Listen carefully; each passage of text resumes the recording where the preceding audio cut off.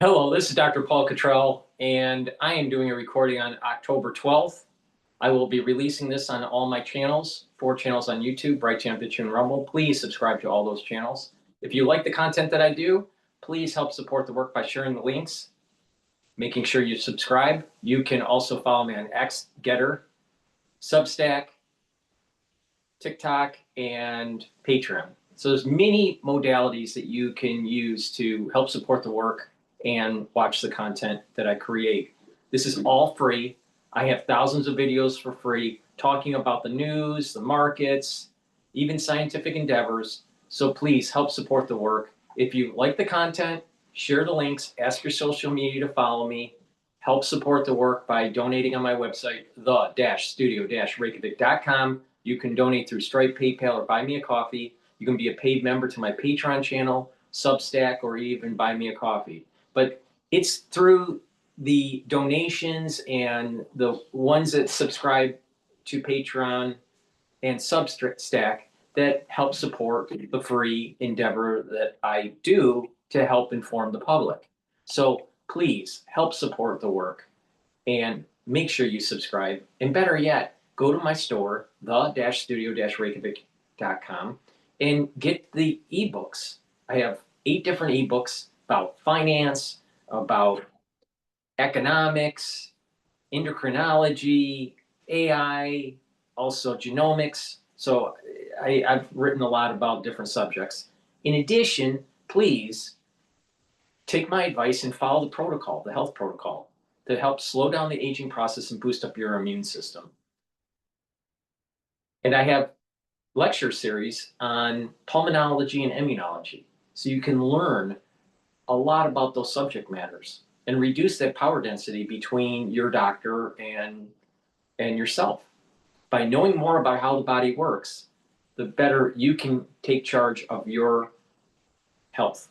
So it's really important to sign up for those classes. Those classes are only $50. You get lots of PDFs, lots of videos. You learn a lot about immunology and pulmonology. So take a look at those course materials that I have. In terms of the products, please go to my store, the-studio-reykjavik.com, and get the structural nano silver soaps. These soaps you're going to need for the fall and the winter season. A lot of people are not feeling well right now, and it's really important to boost up that immune system and take products that will help you weather the fall and the winter season. Get the structural nano silver soaps. You can get it in lavender, in peppermint. You can also get it in charcoal tea tree and lemongrass. Very high quality structural nano silver soaps. Use them year round, but especially during the fall and the winter season. Get a few bars for your household. Please go to my store, the-studio-reykjavik.com. Use discount 5, you get $5 off any order. Another really important item that you should be getting for the fall and the winter season, but you can use it all year round, is the structural nano silver toothpaste. All right, get a few tubes of this toothpaste for your household. It's made from structural nano silver, and what it'll help to whiten your teeth, freshen your breath, reduce the inflammation at the gum line, and help with the gum line health. And this will help to neutralize. Super important, especially during the fall and the winter season. Please go to my store, get a few tubes of this toothpaste. It's the best toothpaste that you're going to be able to get. It has no fluoride. It has structural nano silver, very high quality. Again, use discount 5 and you get $5 off any order. Let's go to Fox News talking about Hamas could reportedly free living hostages before Trump's arrival in Israel. No doubt. I mean, listen, we're celebrating here. There's going to be peace in the Middle East. It's an amazing day. We're going to be covering this all morning long. The hostages back to their families, the bodies of hostages, so their families can finally give them a dignified burial, and then people returning back to their homes. What's left of that split screen right there. This is an amazing. Of 2 live views, one of Tel Aviv and one in Gaza. Live 3:02 in the afternoon there, and all the activity on the right, that would have been completely just smoldering rubble with nobody walking around a week ago. It's the will to live and the will to live in peace. And it's just a remarkable, Donald Trump is just the most remarkable figure. This would not have happened without him. Well, and with that, let's go to Steve Harrigan. Thousands of Israelis celebrating this morning while the people of Gaza start making their way home as President Trump is set to visit the region today to submit the historic ceasefire agreement between Israel and Hamas. Steve Harrigan is live in Tel Aviv with those details. Hey, Steve. That's right. The Trump team already on the ground here. Special Envoy Steve Witkoff, as well as Jared Kushner and Ivanka Trump, having some emotional meetings with family members of some of the hostages. Then they addressed a massive crowd out in Hostages Square in Tel Aviv overnight. More than 100,000 people coming out to hear Witkoff say that this agreement is basically a miracle and an act of courage. Tonight, we celebrate something extraordinary, a moment that many thought was impossible. Yet here we stand, living proof that when courage meets conviction, miracles can happen.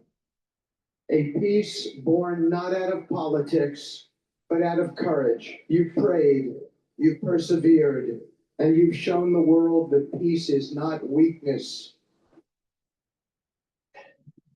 There's been a lot of speculation about when the 20 living hostages could be released by Hamas. Right now, Israeli officials say they still expect that to happen on Monday, but they are monitoring all developments. We could see some truly emotional reunions between family members and hostages who have now been held for more than 2 years. Today, we stand at a pivotal moment. The deal is on the table. We finally feel home. But we cannot and would not stop now. Every single hostage must come home, the living and the deceased. With the ceasefire in effect, a lot of Palestinians began to make their way home, many of them walking north towards Gaza City. A truly devastated landscape after 2 years of war.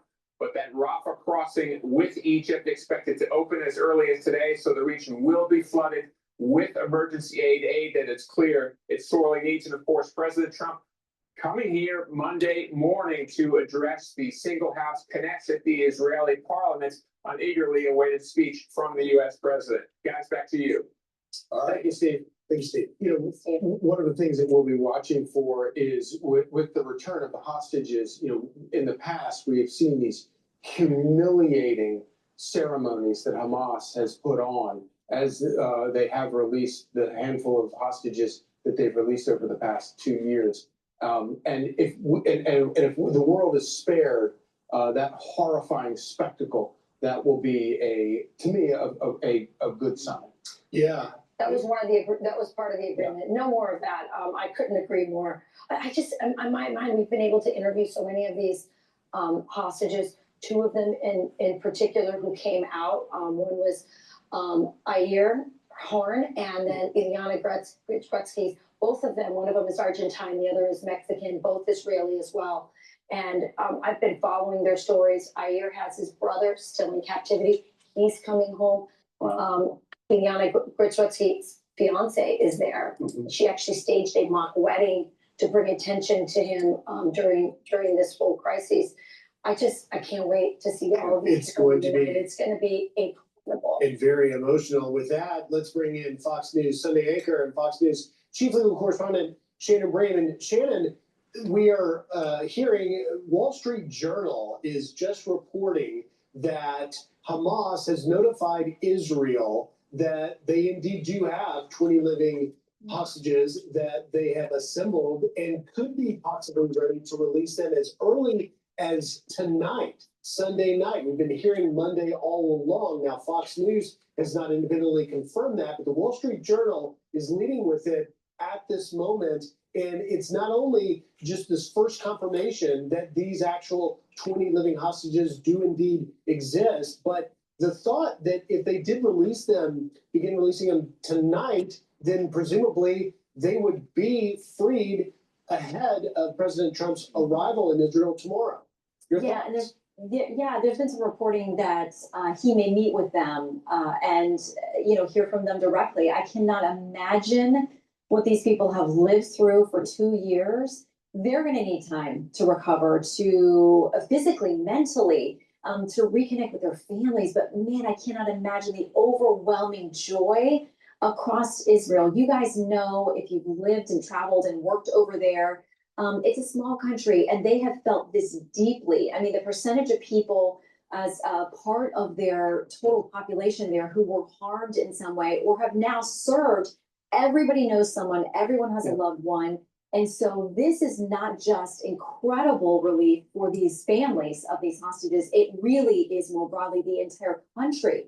I think that will be jubilating and celebrating and this huge sigh of relief, and wonderful confirmation that the 20 we thought were alive are still alive, it sounds like. So that joy that you're talking about, Shannon, that overwhelming sense of relief that we're seeing on both sides. I don't know if you saw the images of the Gazans returning back, trying to see if they can find some semblance of their lives in the rubble. Everyone ecstatic, happy. They're dancing in the street in Tel Aviv, dancing in the street, on the Gazan side. And yet here we have Representative Alexandra Ocasio-Cortez and Rashida Tlaib, both people who said they were calling for ceasefire, wanting peace, wanting an end to the war. Crickets. I'm calling them charlatans of peace because I can't believe there hasn't been one peep, one statement out of them yet. First of all, before I get your response, listen to them calling for a ceasefire in Gaza not too long ago. The ceasefire resolution. This is not war. This is chaos. And we have a responsibility to uphold our standards and commitment to human rights. We are calling for an end of this violence, not a break in the violence. The temporary pauses are not enough. We need a permanent ceasefire now. We need an end to the genocide. Palestinian people, this is all for you.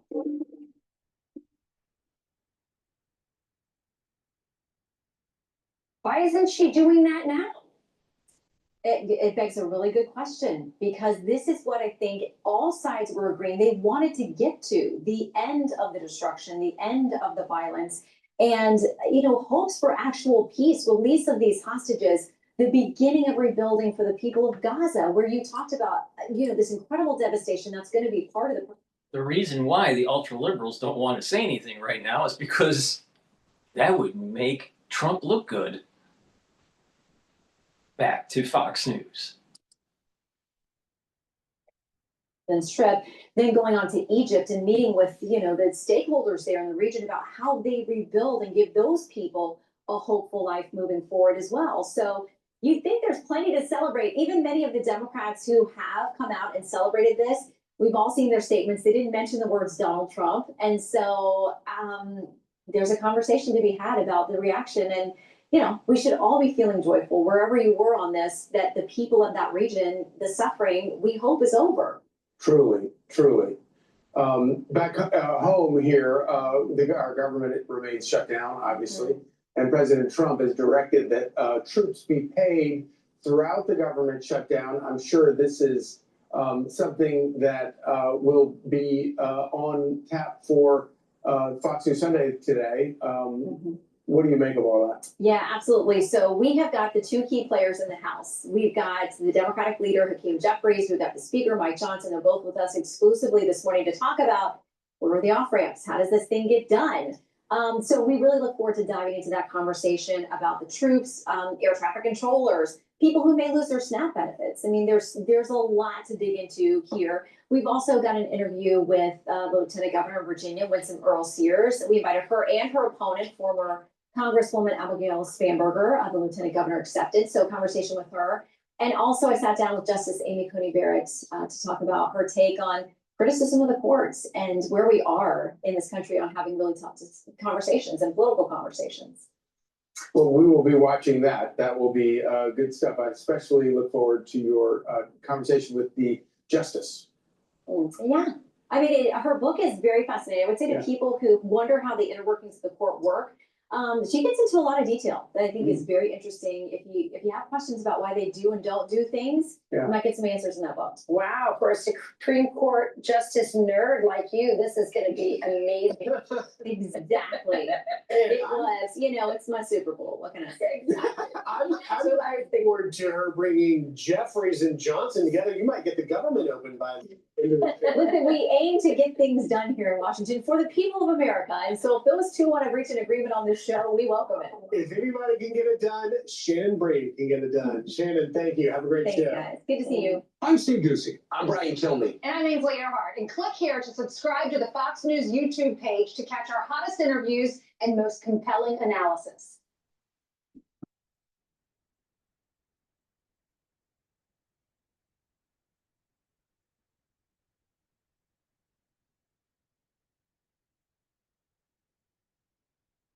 Hostages from Gaza in the next 24 hours as the ceasefire with Hamas enters its third day. The terror group has until midday tomorrow local time to release the hostages. Israel's prison service says prisoner transfers have already begun. Around 2,000 Palestinian prisoners are going to be released as part of that deal. President Trump is going to be making his way to Egypt later today, arriving there tomorrow. He'll also, in the next few days, be addressing the Israeli Knesset and meeting the families of the hostages. Let's speak to Aria Kovler, who is political analyst in Jerusalem. Morning to you. Good morning. First of all, let's talk about those incredible scenes out of Hostage Square last night. Steve Witkoff addressing up to 400,000 people. Fascinating that there was such love for Trump, not surprising. But the boos for Benjamin Netanyahu when he was mentioned, did that surprise you? No, not still. The crowds attending the hostage protests are almost universally opponents of the government, the Israeli government strategy, which has, at least publicly and domestically to Israelis, been the hostages are really a second and third priority in this war.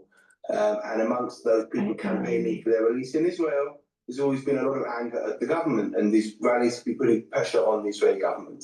So it doesn't surprise me at all to hear the kind of Netanyahu and the government cast as the bad guys by the protesters and the celebrators, I guess I should call them now. Yes, of course. And, you know, we're expecting this release in the next 24 hours. Are we clear how the hostages are going to be handed over? We know, of course, there's not going to be those grotesque images of them being paraded by Hamas fighters. But are we clear on what will happen? I think as much clarity as you might expect. Israel isn't even really sure if it's going to happen today or tomorrow, although it seems like indications are leaning towards a handover tomorrow morning. Supposedly Hamas has been gathering those hostages who are alive, perhaps in one place, perhaps in 2 or 3 different points of the strip. They'll be handed over kind of privately and quietly to the Red Cross, who will then drive them across the border to Israel, to the IDF, where they'll be kind of quickly perhaps reunited with 1 or 2 family members and then helicoptered off to hospital. There are a couple of hospitals who've already prepared beds for them and are waiting to have them, where they're likely to stay for a few weeks until they're strong enough to kind of function in day-to-day life. Let's talk about the countdown now, isn't there, to President Trump's arrival in the region. You know, he's going to be going to Egypt to that signing. There's also going to be this summit of world leaders. How significant do you think it is that these sort of 20 world leaders are going to be joining President Trump, with the effort being to try and move this ceasefire deal from phase 1 to phase 2? Is that pressure needed, do you think, to keep the peace process moving? Yeah, well, look, I mean, he's actually coming here to Jerusalem tomorrow, very briefly, as it's before the Jewish Simchat Torah festival, just for a few hours, going and heading off to Egypt. The summit is very interesting, not least because Israel isn't invited. A lot of countries are, both kind of Western-minded countries and those associated with the Arab world. There was even a report that Iran was invited, although that hasn't been confirmed. But Israel excluded. There seems to be a real effort by the Trump administration to build this kind of pressure and momentum for some kind of a post-war plan for Gaza, and supposedly more than just that as well, looking at potentially expanding bilateral peace relationships between Israel and other countries in the region, moving towards a Palestinian state. This is sort of something Israel heavily opposes, but pretty much everyone else, even the Americans, kind of want to happen. So I think this could be a very interesting moment. Obviously, it's happening very quickly. Normally, the international summits have months of what they call Sharptoning, where the kind of people who actually know things go out and meet. So by the time the summit happens, it's really just a rubber stamp.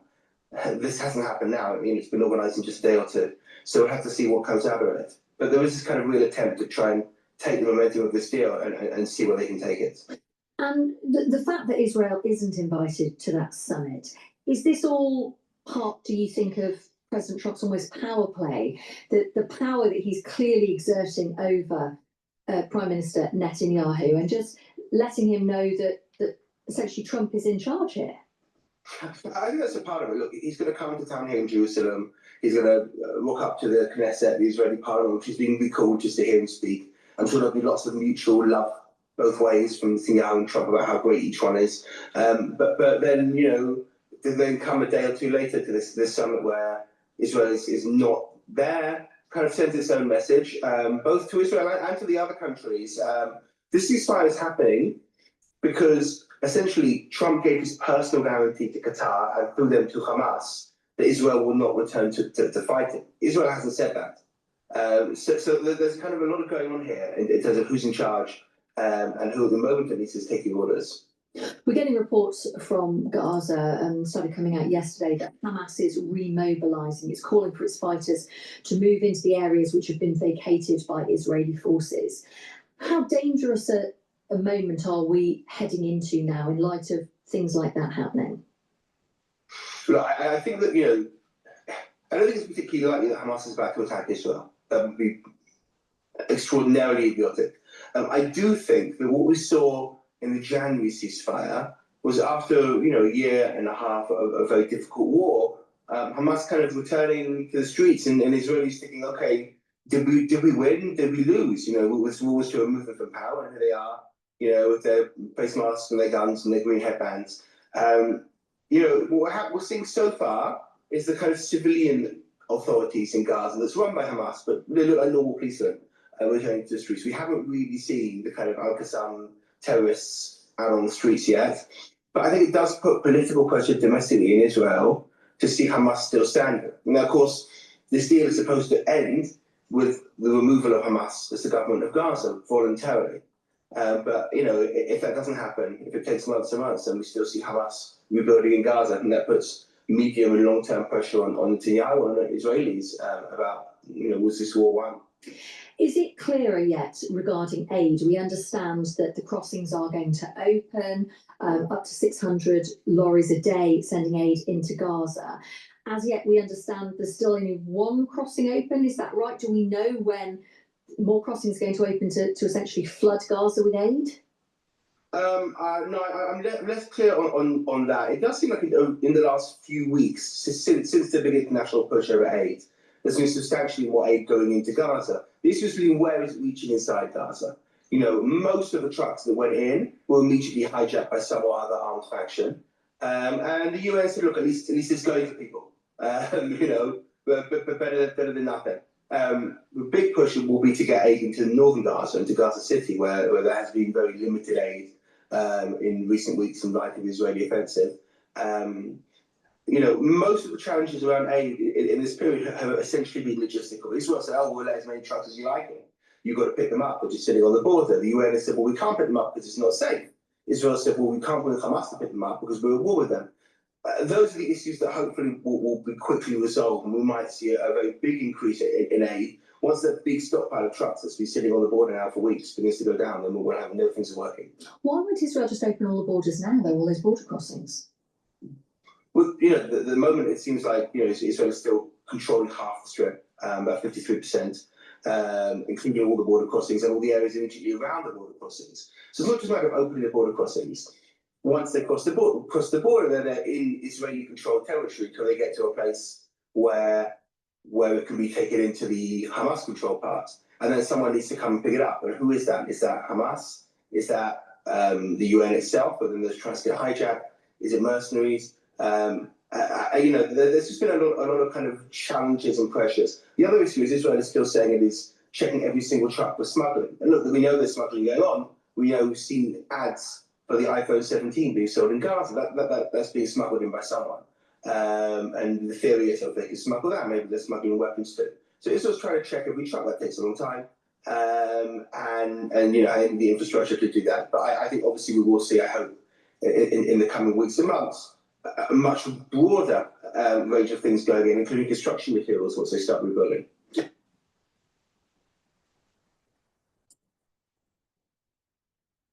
Please go to my store, is they the-studio-rate. preparing for the release of hostages from Gaza in the next 24 hours. We're gonna As go the to the ceasefire with we're gonna Hamas go. and We're gonna go to the BBC News shortly here, but please go to my store, the-studio-reykjavik.com, and get the cleanse. This is 30 parts per million, or max 35, which is 35 parts per million. Take a teaspoon a day, every day. Swish in your mouth, gargle about 20, 30 seconds, and then swallow it. What that will do is boost up your immune system. It's gonna help the epithelial lining. It's gonna help the mucosal barrier. If you're not feeling well, or someone around you is not feeling well, take a tablespoon or two a day, every day, until everything's all better, and then go back to your maintenance dose. This protocol I've been following for over 5 years. Please go to my store, the-studio-reykjavik.com, get the max 35 or the cleanse. Be prepared for the fall and the winter season, because it's going to be problematic. You're going to start noticing a lot of people around you are not feeling well. Also, go to my store, the-studio-reykjavik.com, and get these dual purpose deodorants. You can get it in peppermint, lavender, and tea tree, or citrus. These deodorants are dual purpose. You use it as a daily deodorant, but it'll also help to detoxify your body. It's made from essential oils from the Himalayas, has no aluminum, no baking soda, all natural, very high quality. And by detoxifying your body regularly, your immune system and your endocrine system perform better. So please go to my store, help support the work that I do, and help support your health and wellness. Make sure you use discount 5. And because of the fall and the winter season, it's really important to get drops and lozenges from my store. You can get the drops in blueberry, in honey and lemon, and in cherry. All right, get a few bags for your household. I also have in stock the elderberry zinc lozenges. By getting a few bags for your household and taking them when you have that throat irritation right away is super important, especially during the fall and the winter season. Use discount 5, you get $5 off any order. It's all caps, discount 5, and you get $5 off any order. All right, let's go to BBC. You're gambling with World War III. A peacekeeping force does not exist with a ceasefire. Iraqi nuclear enrichment facilities have been completely and totally obliterated. Any regime attempts that create a security vacuum have been historically catastrophic. Hi, welcome to this latest edition of the Security Brief. There really is only one place to put our focus this week, and that is on the emerging situation in the Middle East. What will the peace process look like as it unfolds militarily? What are the dangers of even getting to the first stage of this process? With me, as ever, the Security Brief's Mikey Kay, former military strategic planner. And also on the programme this week, we'll hear from Verified's Merlin Thomas. Mikey, it's great to see you. You too. Obviously, there is a very delicate process already underway. The Israeli troops are now in their positions, their predetermined positions, but there's a lot of people on the road. There's some very twitchy troops. It's a very dangerous time. Yeah, it's incredibly delicate. The 72-hour window that Hamas have to release the 48 remaining Israeli hostages by midday local time in Israel on Monday. And there's this 72-hour really fragile sort of period where there's a lot of things that need to happen. You've got Israeli Defense Forces, they're withdrawing back to that predisposition line that we've spoken about. And you've got tens of thousands, if not hundreds of thousands of Gazans now trying to make their way back to where their homes were. What's going to be left? The answer is probably rubble. There's going to be unexploded ordnance there. There's not going to be much food and water, if any. No sanitary arrangements. So, you know, in terms of instability, on both parties, it's a very delicate time. Let's talk about the withdrawal over the next 24, 48 hours. The IDF say they pulled out to these new lines, which have been marked on a map provided by the American administration. The BBC Verified's Merlin Thomas has been taking a look at that. Israeli troops have been withdrawing from Gaza on Friday morning, and we've been verifying video circulating on social media like this, showing tanks and heavy machinery approaching and crossing the Western Erez, which is located on the Gaza Strip's northern border. Now, to recap, this is President Trump's latest plan for the first stage of Israeli troop withdrawal. You can see that here in these yellow lines. Now, it would mean Israel would still control about 55% of Gaza. Israel has already sliced the Gaza Strip into different military corridors, as you can see here in these red lines. Now, these are militarized zones and are used by the army for access to move across Gaza.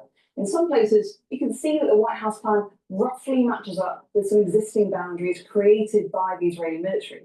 It's worth emphasizing this is the latest map, but we don't know how closely this corresponds to what was finally agreed, and that will be crucial to what happens to Israeli troops on the ground.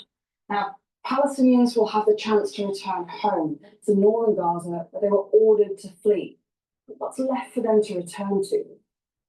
Israel has destroyed swathes of the Strip. Whole neighborhoods in Gaza City have been wiped off the map. For now, Palestinians and Israelis will be waiting anxiously in the hopes that the ceasefire agreement holds. Mike, the Prime Minister, Netanyahu, made a statement today, said they will stay in position, these troops, until Hamas is disarmed and until total victory is being secured, which is a pretty high bar.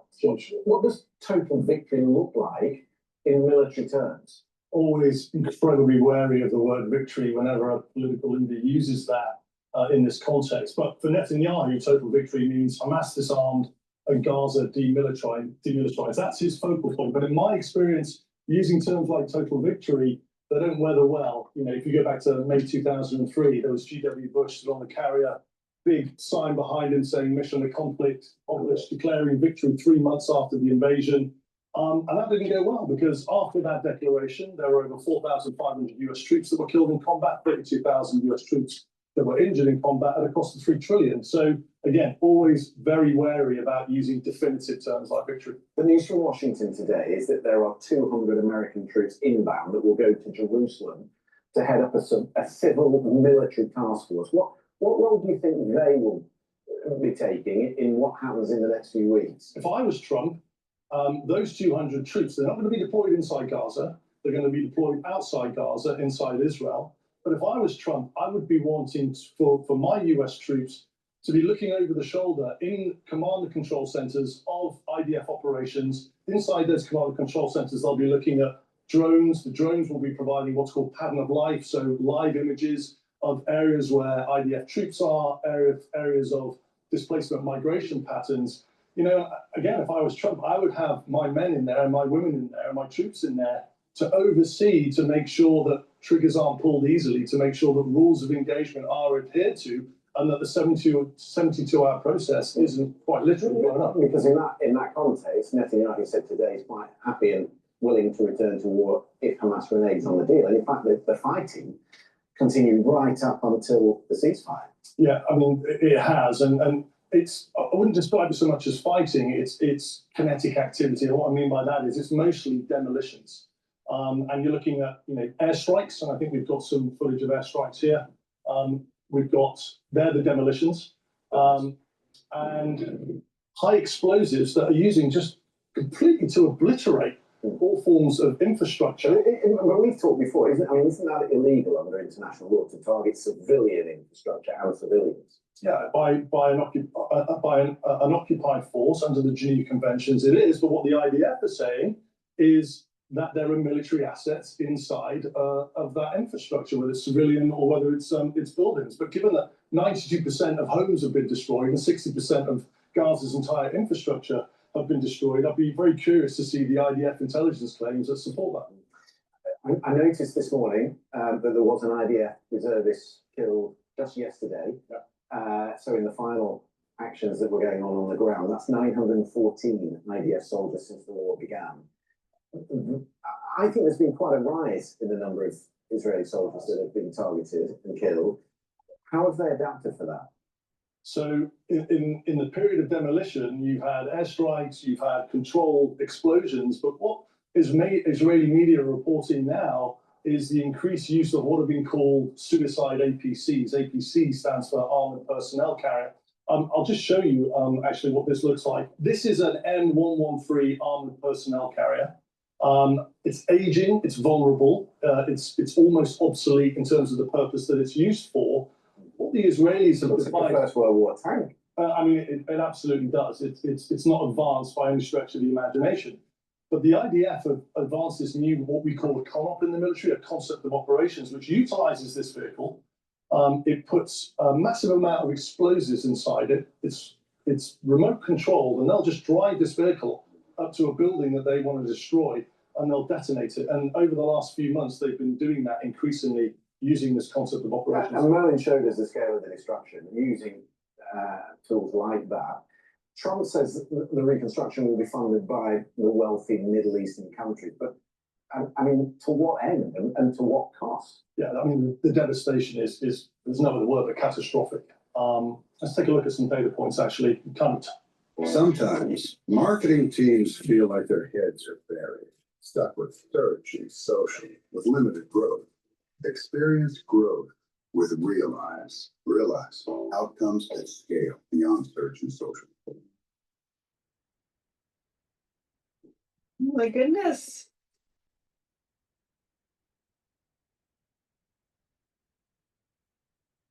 Perfect.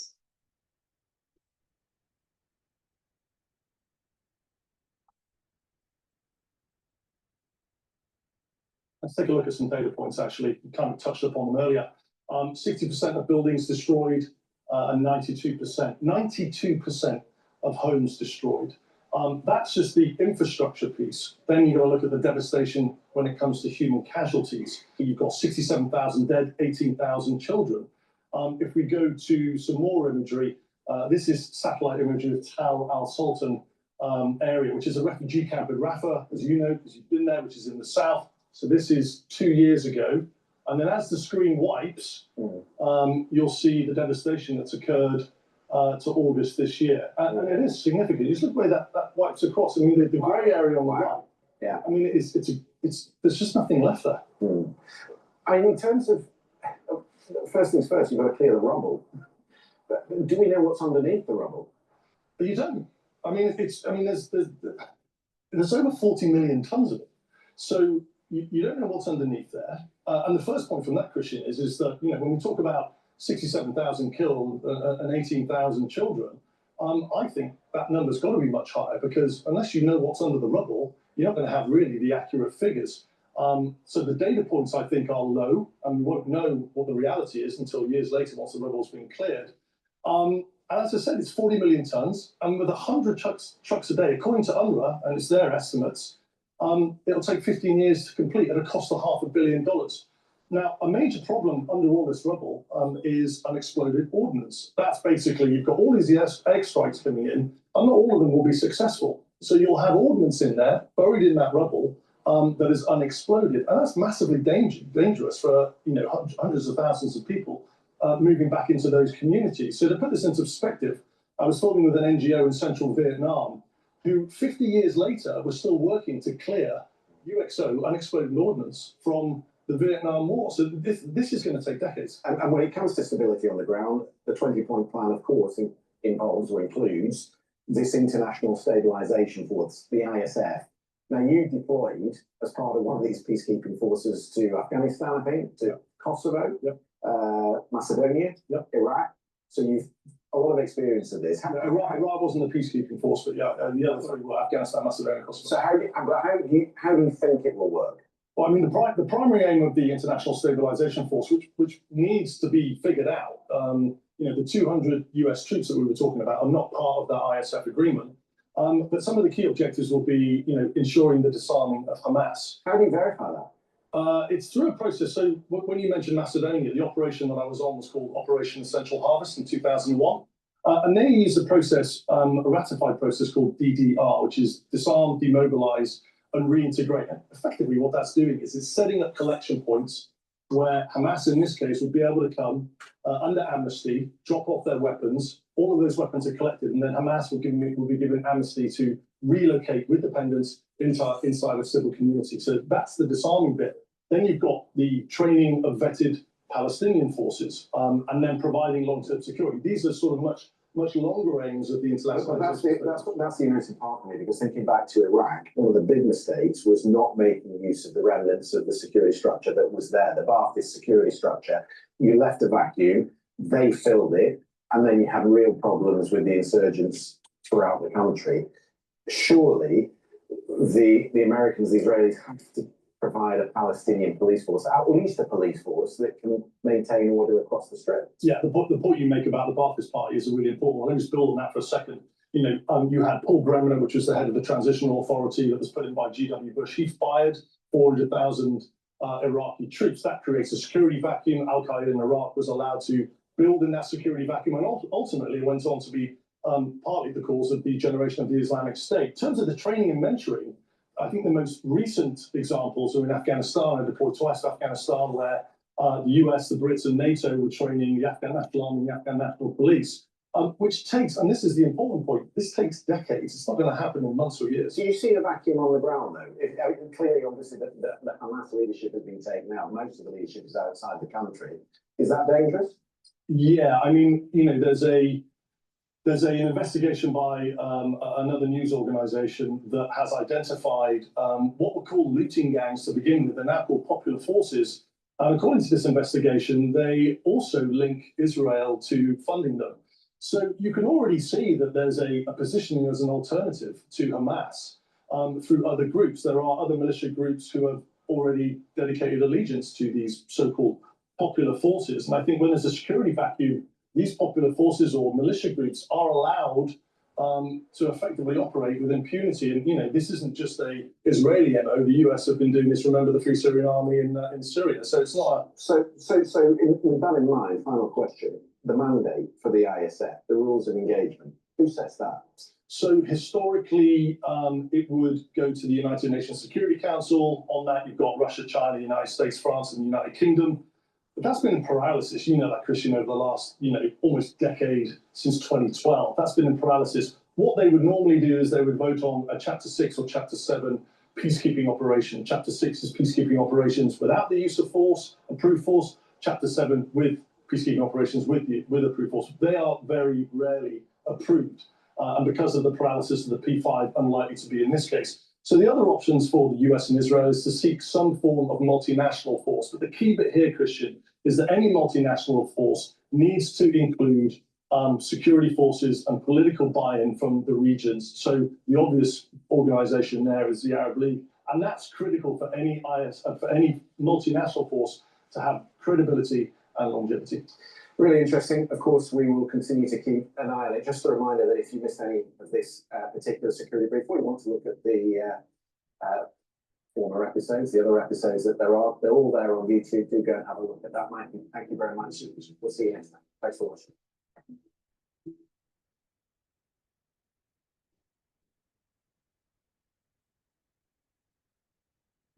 My mother and my grandmother and my great-grandmother, my aunts, as far back as I can remember, have always been nurses.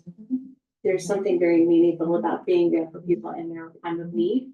The nursing shortage, which was expected to not hit its peak until 2025, Here to discuss is now here. Steve Bannon, former White House chief strategist and host of War Room. Steve, welcome so much and thank you for being here.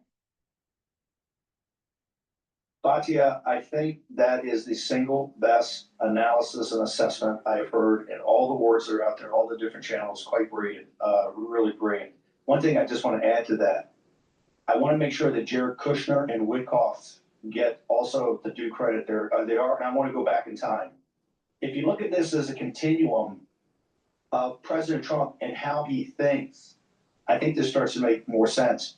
The underpinnings of this are commercial relationships and actually building middle class and working class throughout the world, in this case in the Middle East. If you go back to our very first trip in May of 2017, of which, by the way, you remember Qatar was kind of odd man out because they wouldn't step forward and really do what UAE, Saudis working with us about terror financing. But the whole underpinning of that was a new dawn to kind of put the politics aside for a second. And let's look at the economic vitality of the region, particularly post-oil. You know, what's the region going to do? How's it going to expand? And Israel as a potential technology partner. Then you have the Abraham Accords. Jared's kind of the architect of that for President Trump. The Abraham Accords is essentially not a political deal. It's an economic deal. It tries to integrate the commercial relationships, the jet flights, the capital markets, trade in the region. And I think this is one of the reasons that it never really got, first it was President Trump, obviously, but the diplomatic and kind of political people that write about this don't really understand it. It's more of a business deal the way Jared had always thought of it. Then you cut to the first trip in the spring to the Gulf Emirates, to Saudi Arabia and to Qatar, and also the UAE. All of that was about building commercial relationships between the United States and the Gulf Emirates, but also the potential that we could have peace. And if we had peace, we'd have broader commercial relations. That is what's underpinning this deal today. It's really that, you know, the Palestinians are not going to leave. There's going to be a massive redevelopment. The Arab nations, the Gulf Emirates, essentially putting up the money. The Turkey and others going to provide security. So I think if you look at his commercial relationships, this has a beginning with President Trump and how he thinks, and Jared Kushner, who I think Jared is really the unspoken hero and back President Trump and really working on this. And it's quite brilliant. Now, that being said, particularly those of us that have been friends of Israel for many, many decades and have really fought a two-state solution, I think we have to face reality.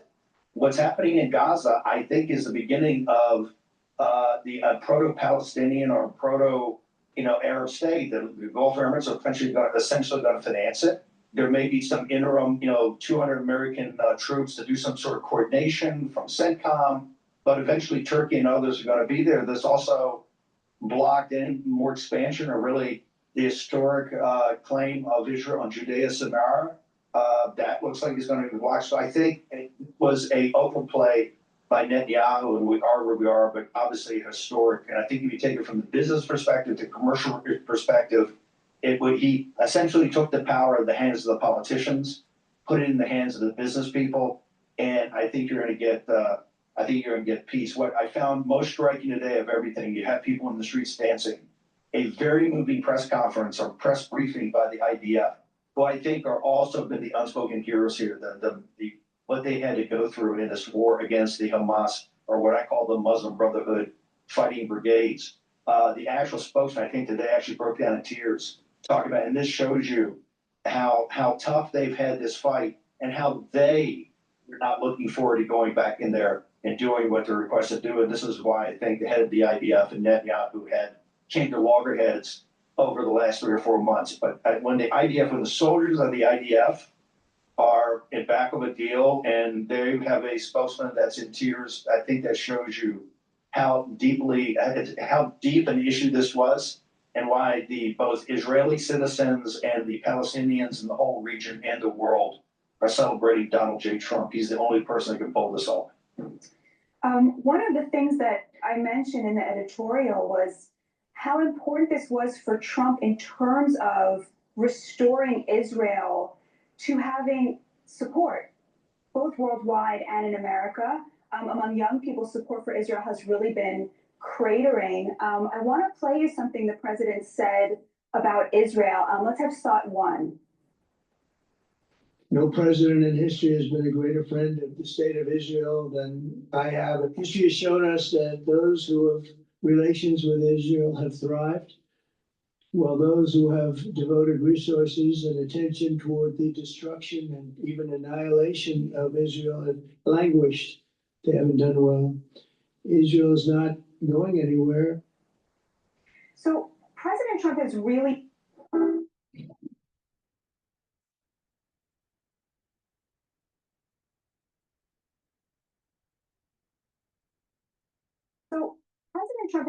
been at the forefront of making the argument that there's no conflict between being America first and being pro-Israel. He's very proud of his sort of pro-Israel bona fides.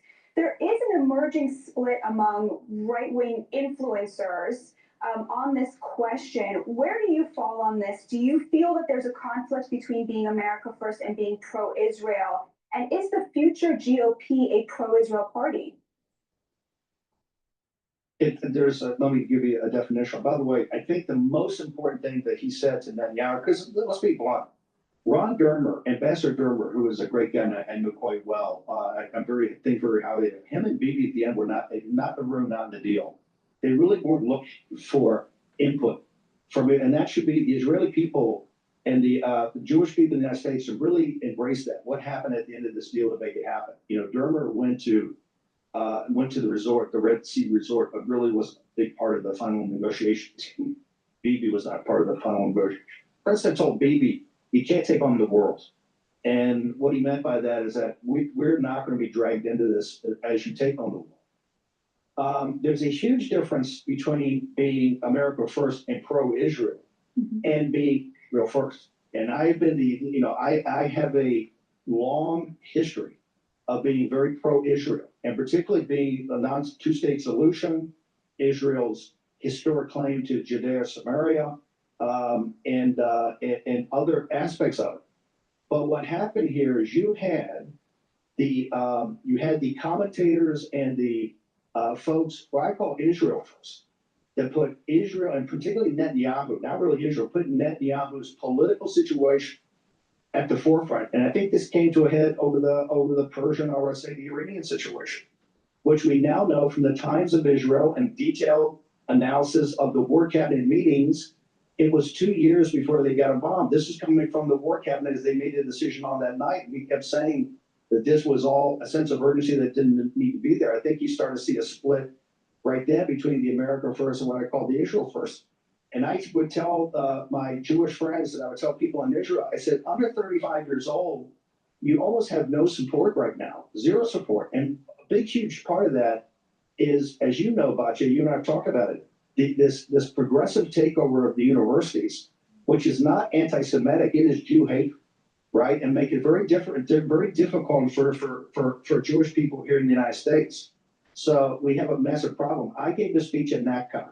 And in that speech at NatCon, I said, look, if you love Israel, if you support Israel and you support the Jewish people, the problem that we have right now is not in Tehran. The problem you have right now is in the streets of New York, where you have Zorhan, who is a neo-Marxist jihadist with all types of money through his parents. We have no idea where this money's coming from. It's going to be, he's Sadiq Khan on testosterone. And to prove that, happened on October 7th in the streets of New York, which the mainstream media has not reported, but Warren did. There was a orgy of hatred against Israel and the Jewish people that took place all the evening of October 7th on the second anniversary of the horrific attack. And you saw, I tell you, you saw what New York City is going to turn into. And so if people love Israel, if you support the Jewish people ought to start getting focused on what the problem is. The problem is London is coming to New York City. And after November 4th, when Zorhan wins, we're going to have hell to pay. It's going to be an inflection point in American history. We have much more to talk about. We have to take a short break, but we will be right back after this. Welcome back. Looking to hire? ZipRecruiter delivers candidates with the right skills and experience fast. So fast that 4 out of 5 employers who post on ZipRecruiter. Welcome back to the show. Back with us is Steve Bannon, former White House chief strategist and host of War Room. Steve, you more than anybody expanded the definition of what it means to be a Republican, who could belong to the MAGA movement. I myself, of course, was very much the beneficiary of that. You made it clear that this could be a home for Black Americans, Hispanic Americans, Jewish Americans, Democrats, gay Americans, pro-choice people. I guess my question to you is, are there limits? Are there people who you would say, you are not part of this movement, you are not welcome here? Well, I think, and it's kind of, I don't determine that, but I think it's this whole movement is kind of self-organizing. I think that people are attracted to it, see certain common values. As you know, Batya, we have a lot of Democrats, particularly younger Democrats, I think are looking for a home. I think particularly as the Democratic Party escalates goes up the escalatory ladder in violence, I think we're even going to get more people. I think from the last election, you saw working class African Americans and Hispanics, particularly a lot of men, because of the anti-male agenda or the toxic masculinity as purported by the Democratic Party. It's kind of self-organizing. I think, listen, so far I think we've done great. I think the President Trump movement. Now I would say My only difference in what you just said, I'm not so sure they're in the Republican Party. I think they vote for President Trump. They're MAGA, and they identify MAGA as President Trump. And this is why I am adamant in working on Trump 28. Someone like President Trump comes along, you know, once every 100 years. We've had General Washington, we've had at the birth of the nation, we've had President Lincoln at the rebirth of the nation, and we've had President Trump at the rejuvenation and reclaiming the nation. And so I think we have not solved, we're still the low propensity voter party. When we win, we turn out low propensity voters, and particularly people who are what I call low information voters. Not that they're not smart, they're just not that engaged in politics, right? But they see in a message of MAGA, and they see in a message of President Trump something that will get them to the polls. And so I would say we're open to all as people is come in, and you know, I don't determine this, even President Trump doesn't determine it. But we'll have to see. And there's always going to be skirmishes between people, you know, what I call inter squad scrimmages all the time. And that's what political parties are made of. But I think as an organic whole, we happen to be growing. And I think in the Democratic Party, particularly as the Democratic Party becomes more violent and more kind of almost obscure in what they're fighting for. I shouldn't say obscure, it's the wrong word. As they become kind of weirder policies, but more intense policies that are clearly anti-American. And you see, if you, more things you see like what happened in New York City on October 7th and who they're holding up, the Luigi Mangionis, you know, the Zorhans. I think the more you see of this, the fight to remove illegal alien invaders from the country in Chicago and Portland and others, the more embracing of Antifa, I think we'll get more working class people to our side that are looking for the economic benefits of the American economy. So let me ask you about Trump 2028. We have a 22nd Amendment, which bars anybody from running for a third term. Do you think that that's not a barrier for him, or how do you see that? I think that there are many different alternatives that at the appropriate time after the midterms in 26, we will roll out. But I think there are many different alternatives to make sure that President Trump is on the ballot. And if he's on the ballot, he'll win. So I think there's many different alternatives. Remember, people said back in the interregnum that President Trump, what was it, the immunity situation, trying to kick him off the ballot in Colorado, other things about presidential immunity, what he had done, and some of the acts. People said we were going to lose at the Supreme Court. I think both of those we won 9-0. I think the Supreme Court has a Roberts Court in looking at President Trump's, I think his interpretation of the real powers, or I call the expanded powers of the chief executive, both, you know, the office of the president, chief executive, commander in chief, and also the chief magistrate, chief law enforcement officer. I believe that the Supreme Court's sending a very strong signal that it's reversing what the Warren Court tried to do and staying out of what they call political issues. I believe this will be deemed to be a political issue and worked out accordingly. But I fully intend to see President Trump on the ballot in 2028 and to return to office as to continue the great run he's had as 47th president of the United States. Like I said, you know this better than anybody. If you've seen the Herculean task that he has done in the Middle East and particularly in Gaza and Israel, that seemed like it was intractable to really solve what's 50, 60, 70, 80 years of hostility to get people to work together, that only comes along once every couple of hundred years. And it's very important, I think, for us as a nation to keep President Trump as the chief executive officer and the commander in chief. But you would support that in the context of legal means, correct? Well, yeah, I mean, it's going to have to be legal, right? It's going to have to be legal. I don't know of any illegal means. I don't think there's any illegal means that you could actually do that the American people support. This has to be supported by a broad spectrum of the American people. Remember, President Trump won the popular vote. I actually think when you look at the real numbers and take away some of the noise, I think he's more popular than ever. And look, you just saw, I mean, it's kind of a joke on the Nobel Prize. Of course, the progressives are never going to give Trump the Nobel Prize. Well, but here's the reason is that the situation in Venezuela, the woman who's actually I'm a huge supporter. She's very brave, standing up to Maduro and these guys. And I'm not for a military interdiction into Venezuela at all, but she doesn't exist as an entity, unless you really have President Trump and the umbrella of President Trump, the space that President Trump is giving her to actually be the next potential leader in Venezuela. So, I mean, the whole Nobel Prize thing is a joke. Most people understand that. Look, just look, you know the situation better than anybody. Look at the joy that is in Gaza and in Israel today. Look at that. That is, nobody in my generation or whatever has ever seen anything. The outpouring of tears, of hugs, of people saying we can go forward. And like I said, when you see the IDF, who are tough as boot leather, when you see a spokesman come up and really have tears in their eyes because the war's finally over, right? That shows you that a figure like Donald Trump, he's a world historical figure. I could not This is agree the with age you of more Trump, and about I that. just think we have to play. I think we have to play it out. Last question, if the legal avenue towards repealing the 22nd or getting him on the ballot fails.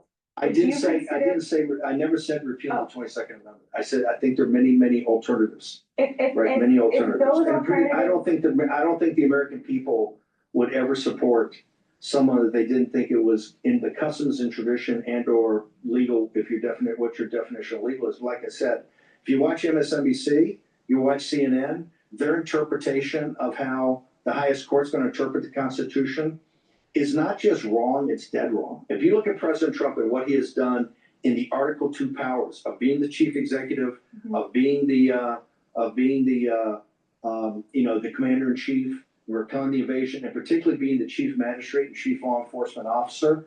I mean, Russ Vought announced today by Twitter, he's beginning the rifts on the administrative state, okay?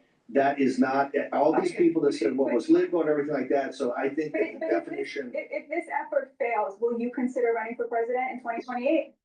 No, as you know, I'm not a politician. No, I am fully 100%. I'm a Trump guy here, and we're going to pull it off. The nation needs President Trump. The world needs President Trump. In the streets of Gaza, what has been a horrific 2 year from the worst slaughter against the Jews since the Holocaust to the bloodshed that's taken place, the loss of life of the IDF and the Palestinians. It's been a horror show. And President Trump has brought joy to the streets on a hard-headed, tough business deal. And so the world needs this guy more than ever. And the country needs this guy more than ever. And so I am spending every waking moment to make sure we got him. Thank you so much, Mr. Bannon. God bless you and protect you. Thank you for watching. Subscribe below and download our News Nation app right now on your phone, and you will get fact-based, unbiased. Gusto is the best choice for small business payroll. It's fast. It's trusted. It's a great value. And when it comes to running your business, I think these two people accused of spying in Parliament were low-grade reporters of opinion in Parliament. What they were doing, if the allegations are true, was certainly illegal. And frankly, I'm a bit confused and unsure about why the prosecution was dropped. Of course, China poses an intelligence threat, a subversion threat here in the UK, as well as being an economic partner. I mean, if these activities being paid agents inside Parliament of a foreign power, even if that foreign power was a friend of the UK's, that would be an illegal activity. So I'm not sure why the prosecution was dropped. A big international gathering in Sharm el-Sheikh tomorrow to celebrate phase one of the peace process, which is, of course, a ceasefire between Israel and Hamas and the release of prisoners and hostages from both sides. But where does that leave the long-term prospects for the Middle East? Let's speak to Sir John Soares, who is the former head of MI6. Also, he has been the British representative to the United Nations and in Egypt. Hello to you. Morning, Adam. This is phase one and universally welcomed in as much as it should put an end to the immediate violent suffering of people in the region. Do you see really any prospects for a phase two, some kind of settlement in the conflict between Israel and the Palestinians? Well, let's first of all celebrate the what has been achieved, and I think it is a very significant success for President Trump. We don't like acknowledging Trump's achievements, but I think he does have one here. If he can bring an enduring end to the conflict, that's a huge step forward. And it's the first of the conflicts he claims to have solved where he's made a real personal intervention, which has made the difference between the two sides. What do you think the magic ingredient was in his intervention? Well, I think his willingness to put some pressure on Israel. The two people that President Trump has not been prepared to exert some leverage over have been Vladimir Putin and Benjamin Netanyahu. And I think he's now decided he does need to turn that pressure on Netanyahu. I think he's also succeeded by including in his plans the definitive end of Hamas's role as an armed group inside Gaza.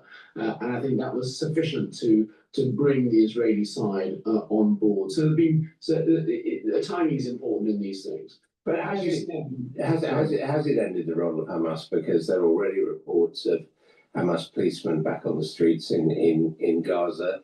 They have been a major party in these negotiations. So, they're not going away, are they?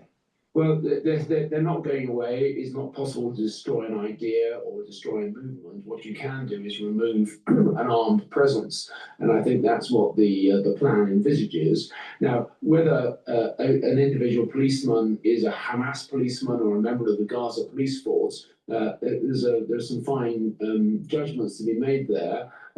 But I think there are lots of obstacles to getting this ceasefire established. The big ones like the deployment of an international security force, the establishment of a Palestinian technocratic government or administration for Gaza.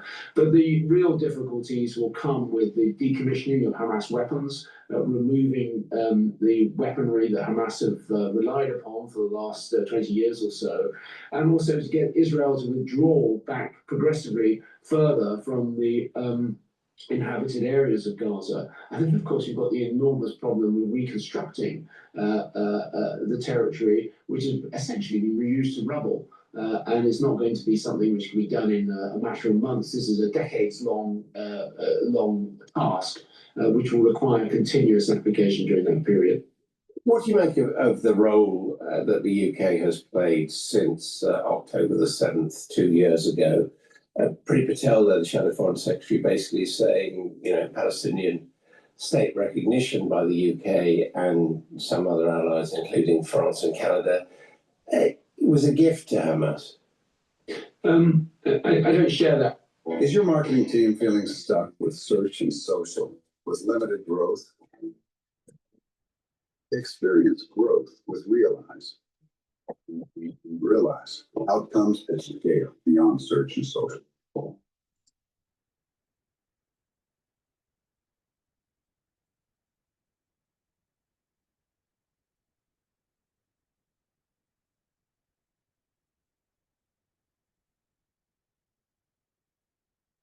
You ready? Yeah, come, let's go.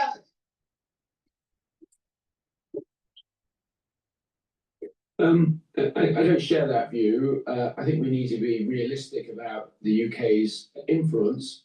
Of course, we have a historical role in Palestine, going back to the Balfour Declaration and later the establishment of Israel. But I think we have to be realistic. We don't have much influence on either side as a nation. I think what the recognition of a Palestinian state did was it was a marker to Israel of how they are losing support in the West for their approach in the region. Of course, we continue to support an independent and secure Israel, but I don't think the declaration of recognizing a Palestinian state will have much impact on the ground. It won't accelerate the establishment of that. But if you compare it, for example, to the continued recognition we had throughout the Cold War of the independence of Estonia, Latvia, and Lithuania after the Soviet invasion of 1940 ended those states' independence. When 5 decades later those 3 countries finally re-established their independence, we had recognised it all the way through. And I think there's a sort of parallel there with Palestine. It will take decades to establish a Palestinian state, but I think having a legal stake in the ground is not necessarily a bad thing. Did it put us at odds with the US administration, do you think? Not significantly, I don't think. I think the Prime Minister Keir Starmer has established quite a good relationship with the President Trump, and Trump seems to have acknowledged the backdrop to UK recognition. I don't think it's that significant, frankly. Do you think the White House is, as the front page of the Sunday Times said, angry about the failure to go ahead with the prosecution of the two people accused of spying for the Chinese in Parliament? I mean, there's even a suggestion that they would regard us as leaky and wouldn't share intelligence. What do you make of that? Well, I don't think it's got anything to do with intelligence. I think these two people accused of spying in Parliament were low-grade reporters of opinion in Parliament. What they were doing, if the allegations are true, was certainly illegal. And frankly, I'm a bit confused and unsure about why the prosecution was dropped. Of course, China poses an intelligence threat, a subversion threat here in the UK, as well as being an economic partner. And if these activities being paid agents inside Parliament of a foreign power, even if that foreign power was a friend of the UK's, that would be an illegal activity. So I'm not sure why the prosecution was dropped. I think the government was slow in putting out a clear line on this. We heard one from Yvette Cooper at the end of last week. But I think the Americans will be equally perplexed as to why the prosecution was dropped when the case looked pretty clear. Well, the allegation is political interference by the government, including by Jonathan Powell, the National Security Advisor, because they didn't want to antagonise the Chinese. Well, I've read those allegations. I think they've been denied by the government. I frankly don't know the answer. But do you think it's possible? I think it's unlikely that a government headed by a former director of public prosecutions would have interfered with a decision by the current DPP.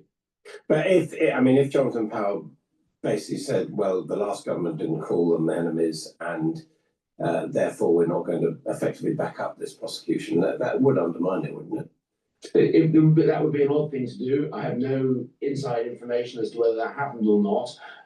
What I do know is that these allegations against these two men for working on behalf of a foreign power in Parliament, that would be illegal whether or not the country they were working for was an enemy of the UK. I mean, obviously you're no longer in the spy business.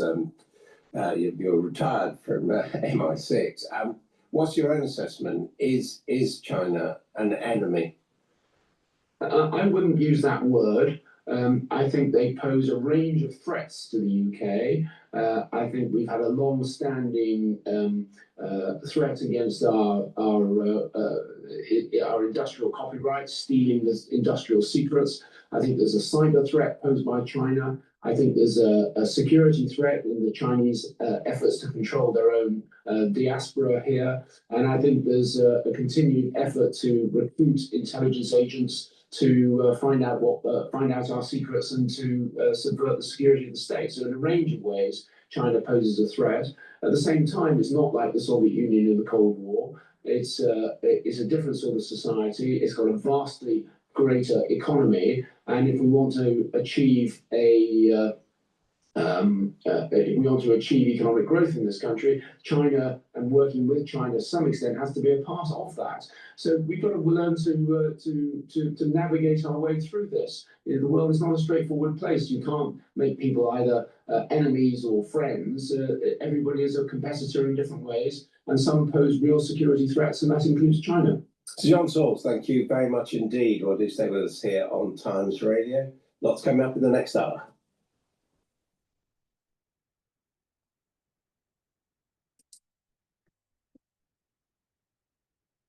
Start your journey.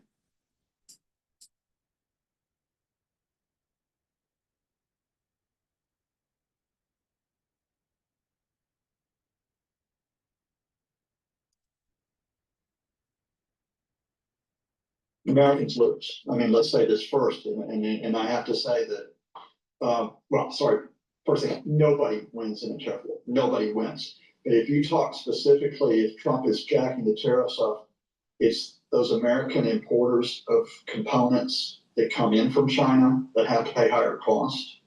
That includes, by the way, Elon Musk, and it's one of the reasons why Elon Musk fell out with Trump. It is American manufacturers who pay higher costs because their input costs go up. It's American farmers who pay the price on this, and it's American consumers.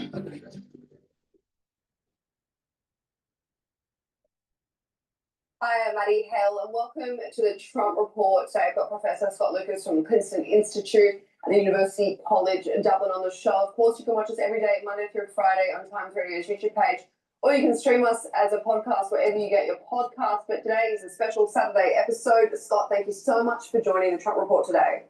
Hey, thank you. It's great to be joining me on a Saturday. We love a weekend episode when there is stuff going on, and of course, the news never sleeps in Trump land, so there's a lot to talk about. So Trump's trade war with China escalated on Friday. China, somewhat out of the blue, Scott, basically announced this week that new export restrictions on global supplies of rare earth and critical minerals would be introduced. These are crucial minerals, and of course, China dominates this industry. Many countries will be impacted, but the United States will be hit the hardest. So Trump basically retaliated by announcing that from November 1st, the US would double tariffs on Chinese imports, i.e. impose 100% tariff.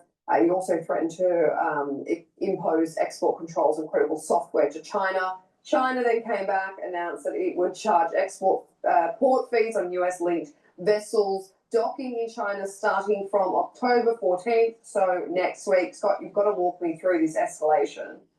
Yeah, something's gone really pear-shaped beyond Trump's, normal, abnormal chaos.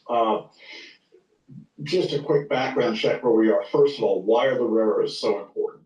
China controls 90% of the processing of rare earths, 90. They control 70% of the supply of rare earths. It's not like you can go to alternatives if they decide to drop the hammer on this, which they've done. Everybody thought that this was calming down over the summer. You might remember back in the spring when Trump had his magic chart of tariffs and everybody was going to get hit. I think he was up to 245% at one time on the Chinese, and the Chinese were like up to 145%. And then the adults in the room in the Trump administration, Scott Bessent, especially the Treasury Secretary, got in there and said, all right, look, probably, do we really want to go to the mat with the Chinese? And they went into talks and everybody dropped the levels. So the level of US tariff on Chinese products, 30%, China on US only 10%. Now, here's what I honestly can't work out, Maddie, and I'm going to be interested if our great viewers can come in and help. And that is the last set of talks between the US and Chinese delegations was in Madrid. And it was only several days ago, right? Now, and there was a rush of other things going on, so I may have missed it. I didn't see an update coming out of those talks. But we still thought everything's on course for Trump to do his big PR thing with Xi Jinping, who he tends to admire as president for life, because that's what he wants to be as well. And then China, for some reason, decided, all right, we're going to play hardball on the rare earths. Now, they didn't specifically name the U.S. in this, but you got to think that the U.S. has got to be one of the key targets. So did the talks go badly in Madrid? Does China think, all right, they can extract something specific out of the United States by using the stick rather than the carrot? Where's their calculation here? And again, on the other side, because the Chinese did this and Trump came back so quickly to react, I don't have the space to look at US officials like a Scott Bessent and others reacting to the Chinese announcement in terms of how are they assessing it? How serious is it? Do they think the talks can still be put back onto an even keel? In other words, Trump has responded to the Chinese by just simply escalating and going ballistic. And the key thing here is I don't know if Trump did this just because it's Trump being Trump, or if this is an organized administration effort. All I can tell you is it does not bode well. And because I think, the Chinese don't do this. They don't drop the hammer unless they think they're in a position where they can really make this stick. They're not making this like an empty threat. Now, that's going to make it more difficult for Trump to back them down. I don't think, that, as you mentioned, the Chinese, when he comes out, we're going to put 100% on this, they immediately come back and say, okay, we're going to do this, we're going to do this. And you ask yourself, where's the Trump administration's leverage against China? Because a quick reminder, if you just up tariffs on China, the first people who feel the pain of tariffs are not the Chinese. And they have a centrally planned economy.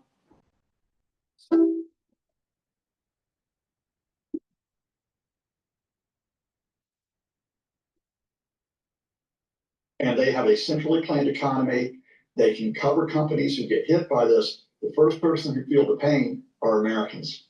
And Americans who get hit by this are not going to be pleased with the Trump administration. Let me add one piece of context as well. Sorry, I keep coming. There's one other piece of context. I apologize. I've been trying to work through it. Just before this hit, the interesting stories that were coming out of the States were the soybeans. How are soybeans interesting, Scott, you may say? Well, if you're a geek or a nerd, anything gets to be interesting.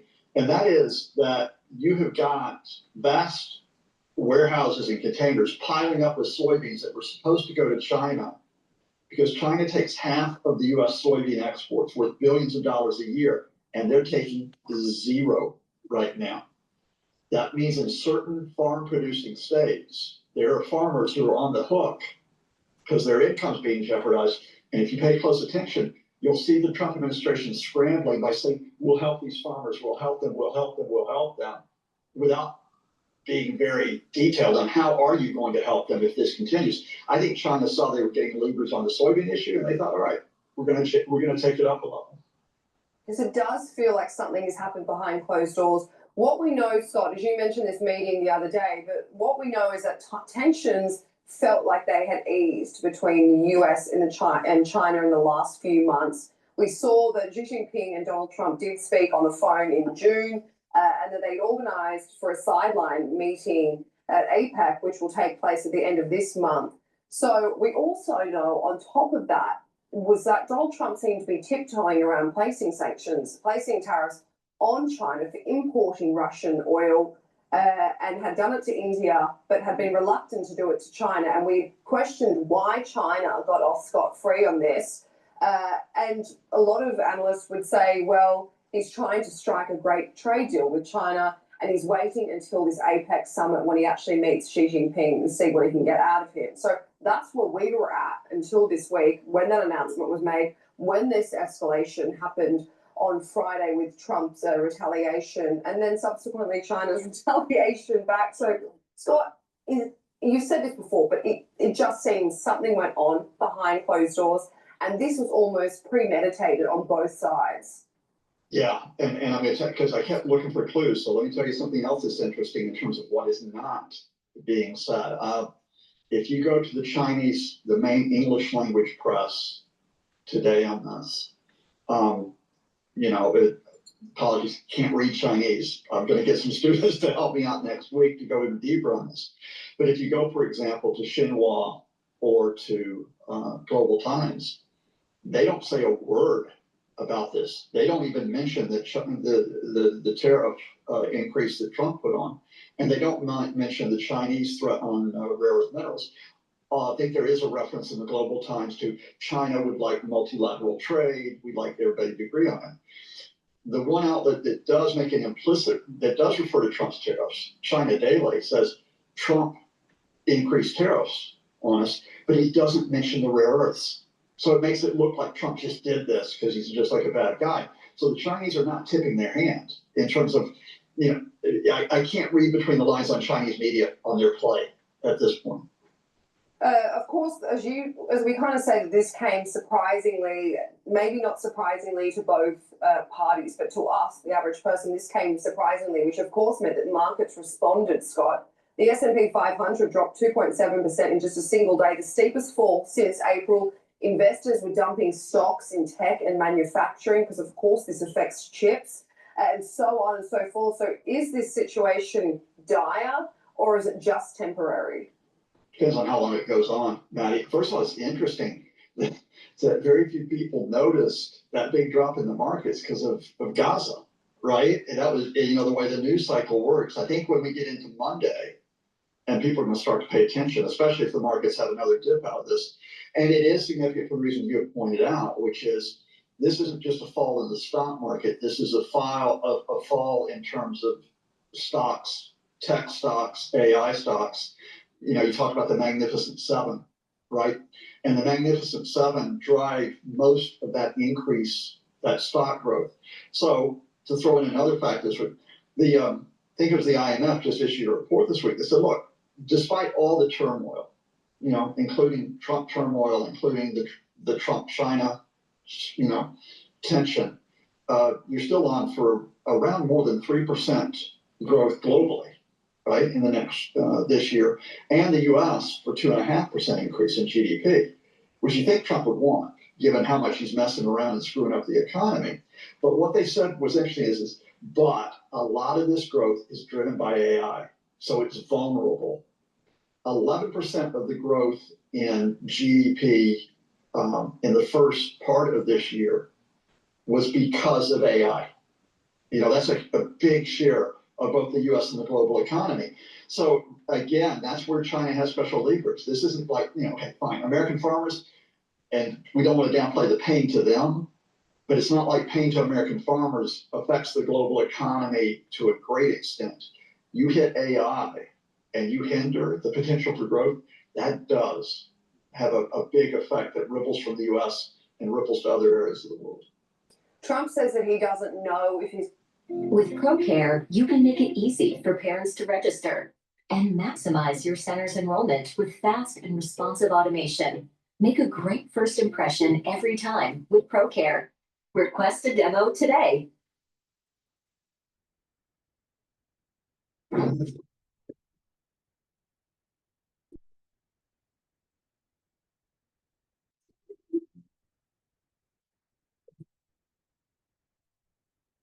Trump says that he doesn't know if he's going to meet Xi now at APEC at the end of the month. So, Scott, just to wrap up really what's happening with this tariff war, how bad do you think this could get? And we mentioned this before, but who loses out more, Americans or Chinese? Americans lose. I mean, let's say this first, and I have to say that,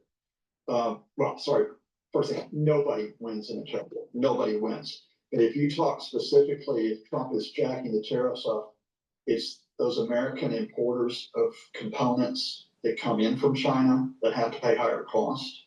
That includes, by the way, Elon Musk, and it's one of the reasons why Elon Musk fell out with Trump. It is American manufacturers who pay higher costs because their input costs go up. It's American farmers who pay the price on this, and it's American consumers who pay the price on it. Now, China takes a hit as well because they lose part of the US market, and their people will have to pay more for US goods, but it's a much different type of economy. Because of that amount of heavy central planning, you know, you can absorb some of that shock that comes out of that. I will mention that China has had some issues, internal economic issues, growth issues, that are not related to the tariffs, that are for other reasons. So I'm not saying China gets away from the scot-free, but again, I don't think China makes this move on the rare earths if they think they're in a vulnerable position. I think they feel like they can ride out an extension, which means you're asking me where this goes next. It goes next because of two actors. It goes next on whether Trump backs down or whether the Chinese relieve the pressure. And here's why this is different from other cases. We are so used to the media narratives that it's Trump who calls the tune, and everybody has to kiss his backside or give way to an extent, like the EU did, like the UK did, like others did. People are not used to, you know, Trump being the one who's on the defensive over this. That's not the way the narrative works. Well, he is on the defensive over this at this point, and that's why this makes it uncertain.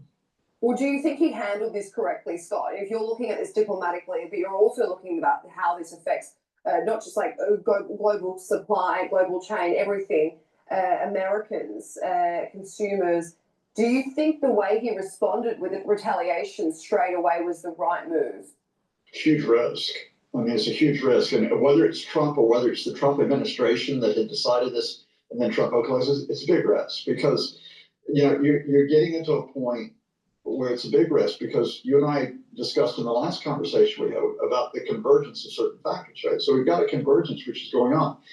We've got a convergence, which is a spike in the unemployment rate because you're going to get those federal government employees whose contracts ended on September 30th, and there's more than 100,000 of them that took the deal, the forced resignations.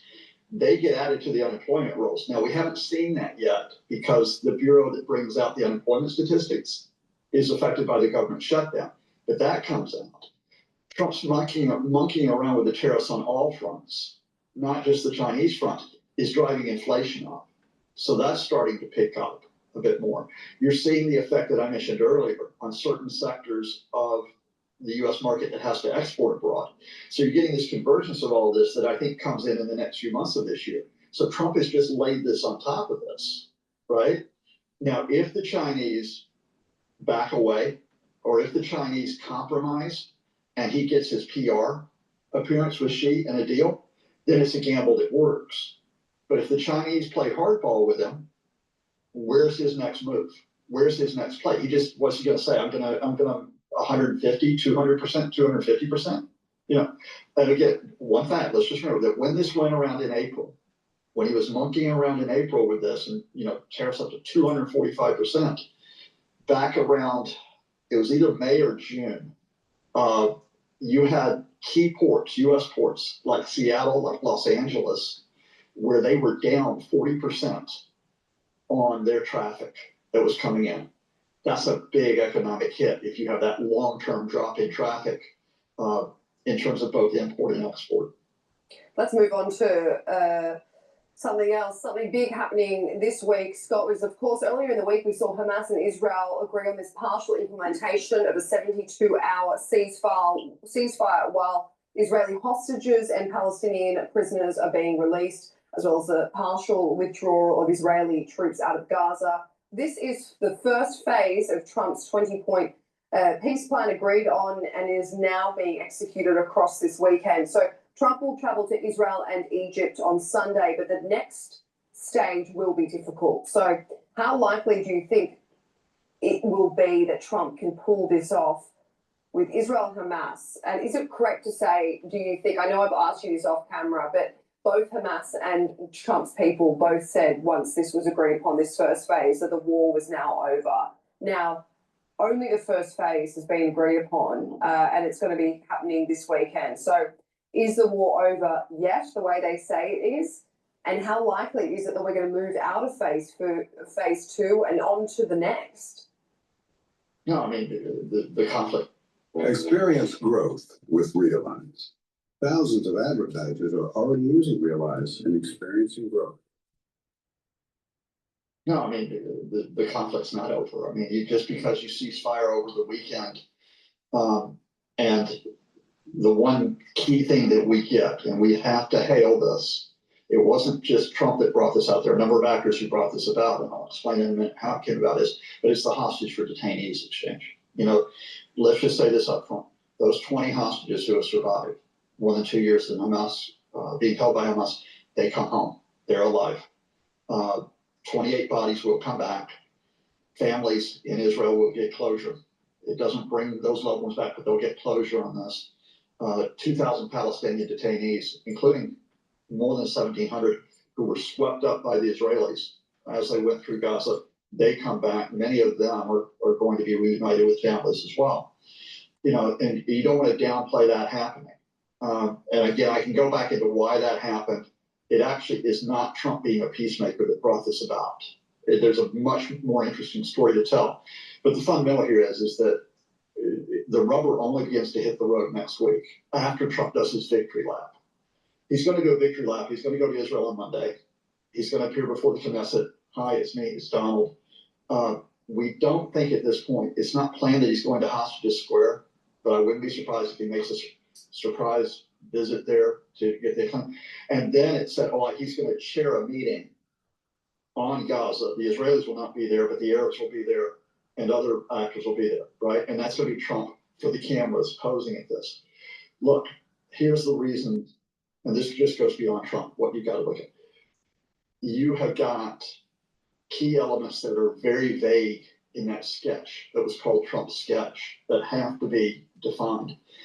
It looks like aid is being defined. That's the first step. 600 trucks, daily basis. That takes us back to where we were before October 2023 in enough to keep Gaza taking over, right? Then you talk about the extent of the Israeli withdrawal. Now, the Israeli Defense Forces are pulling back this weekend so that you get that exchange, the hostage for detaining exchange, but they still occupy 53% of Gaza. What is the timing and the extent of their further withdrawal? What is the timing and the extent of disarmament of Hamas in conjunction with that? What are the arrangements for governance and security in Gaza? The international board that Donald Trump is the chair of, I mean, that is just so vague. It has no Palestinian representation. The day-to-day administration run Gaza, which would mean governance and security. Palestinians are supposed to be on it, but which Palestinians? It won't be Hamas. Israel has vetoed Palestinian Authority in the short term. For which Palestinians? Will Israel have veto over that? And let me give you one key thing that shows it how difficult it is. This deal almost came unstuck this weekend because Israel changed the names on the detainee list that were going to be released. Hamas, and not just Hamas, but many Palestinians wanted the release, for example, of Mario Barghouti. Now, I doubt many people have heard of him. It's not like that's a headline name. He is one of the most important Palestinian leaders. The Israelis have kept him behind bars for more than 20 years. If he came out, he would be seen possibly as a leader of a future government in Palestine. And the Israelis, for that reason, don't want him out. You know, that's the type of immediate sticking point you talk about. And then you've got to get these wider arrangements. And just a quick reminder, because I could go on for quite a long time about how difficult it is. Two key points. One is, if you're going to have security in Gaza, who provides the security? Now, the Americans are making a big deal that they're sending 200 personnel, but they'll also at the same time, not a single American will step foot inside Gaza. They're just going to oversee this from Israel. We are being told it's going to be Egyptian, Qatari, UAE, and Turkish forces. Let's see if that's the way that it pans out, because I don't have to tell you, that's a foreign force, even if it's an Arab, a Turkish and Arab force in a country where a lot of people are still ticked off that they've had a mass killing for 2 years. And then the other point, even if all of this goes well, you do not get stability until you get to a two-state resolution. And who are the two main actors who are against a two-state resolution? Benjamin Netanyahu and Donald Trump. Gusto is the best choice for small business payroll. It's fast. It's trusted. It's a great value. And when it comes to running your business, it's the easiest choice you can make. Get started for free at gusto.com. Those who answer the call of the vagabond know best stories aren't about where you went. They're about how you got there. Because they know real destination is the adventure itself.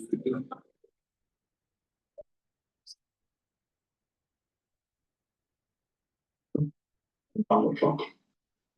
I mean, as you mentioned, the first phase is amazing that it's happening. It is amazing, but this is where real work begins from Monday. So we'll keep an eye on that for our viewers and listeners. Just moving on to a more lighter topic, Scott. Donald Trump and the White House, they aren't happy with the fact that he didn't win the Nobel Peace Prize and White House aides that the committee proved. They placed politics over peace. Now, I don't understand this because Trump was never going to win. Nominations were cut off on January 31. That is, 11 days after he was sworn in? He hadn't solved anything by then. He literally just returned to the Oval Office. He was never going to win. We restate two fundamentals. One, Donald Trump is obsessed with the fact that Barack Obama won the Nobel Peace Prize, and he hasn't. Two, Donald Trump is a big old man baby. Yeah, but the thing is that Barack Obama should have never received the Nobel Peace Prize, and Barack Obama admits to it. Right? And I'm just gonna put that out there, that you can be in the same week acclaimed for being one of the actors involved in bringing a phase one settlement in Gaza. Even if you only did that because Israel bombed Qatar a few weeks ago, something we can talk about in a second. You can do that in the same week and then completely undermine that by throwing your toys out of the pram. Literally. Well, no, not literally. Metaphorically, sorry. So anyway, what happens? Maria Corina Machado, Venezuelan industrial engineer who goes into politics, but she's a rights activist. One of the most impressive rights activists in the world, in the face of a Venezuelan government, the Maduro government, which is not exactly supportive of rights in so many areas, which is extremely repressive. She has persisted in putting forth the need for a much more decent, effective, responsible Venezuela for all Venezuelans. She did it even when they would not let her stand for public office. She did it even when she had to go into hiding because of threats from Maduro and the security forces. And so, who recognizes that? Who recognizes that type of person? At the start of this year, Donald Trump recognized it, maybe for cynical motives, because the U.S. has long wanted to overthrow the Venezuelan government. But he says she's a fine person, fine leader of the opposition. Who else recognized it? Secretary of State Marco Rubio. We support Maria Corina Machado. So when the Nobel people came out with this, and I was just following it obsessively, I was just waiting for that announcement. I knew it wasn't going to be Trump, but it was like, okay, because the Nobel Peace Prize Committee, I love it when they say we're apolitical. We're apolitical. You're political as hell, right? And so the politics they play here is they don't give it to someone like the International Criminal Court, who had also been nominated, because that would have sent. You think Trump was ballistic if that had happened? Imagine if they gave it to the ICC when Israel hates the ICC, and the U.S. has sanctioned the ICC's prosecutors and judges because they actually tried to enforce the law. So instead, they read out Machado's name, and I'm like, they've boxed Trump in. They boxed Trump in two ways. One is, if you look at the Nobel Prize statement, they frame it in a way without naming anybody speaks about the need to stand up to authoritarian rulers.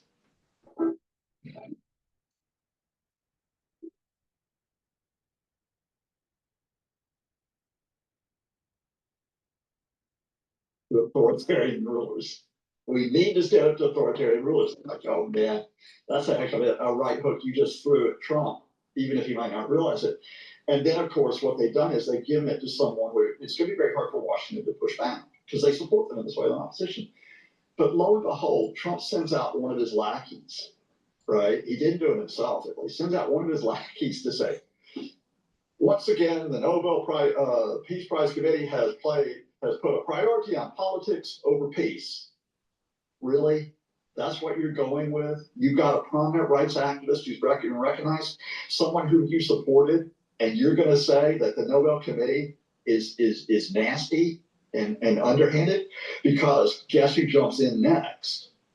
All the way in Moscow, Bad Vlad, who's not having a good week. Not having a good week. Bad Vlad looks at it and goes, I need an opening to swing the Americans over Ukraine and so on. The Nobel Peace Prize Committee has put a priority on politics. They are outmoded. How dare they do this? Donald Trump is a wonderful guy. And Donald Trump goes on to True Social and goes, thank you, President Putin, for saying, you could not make this stuff up, right?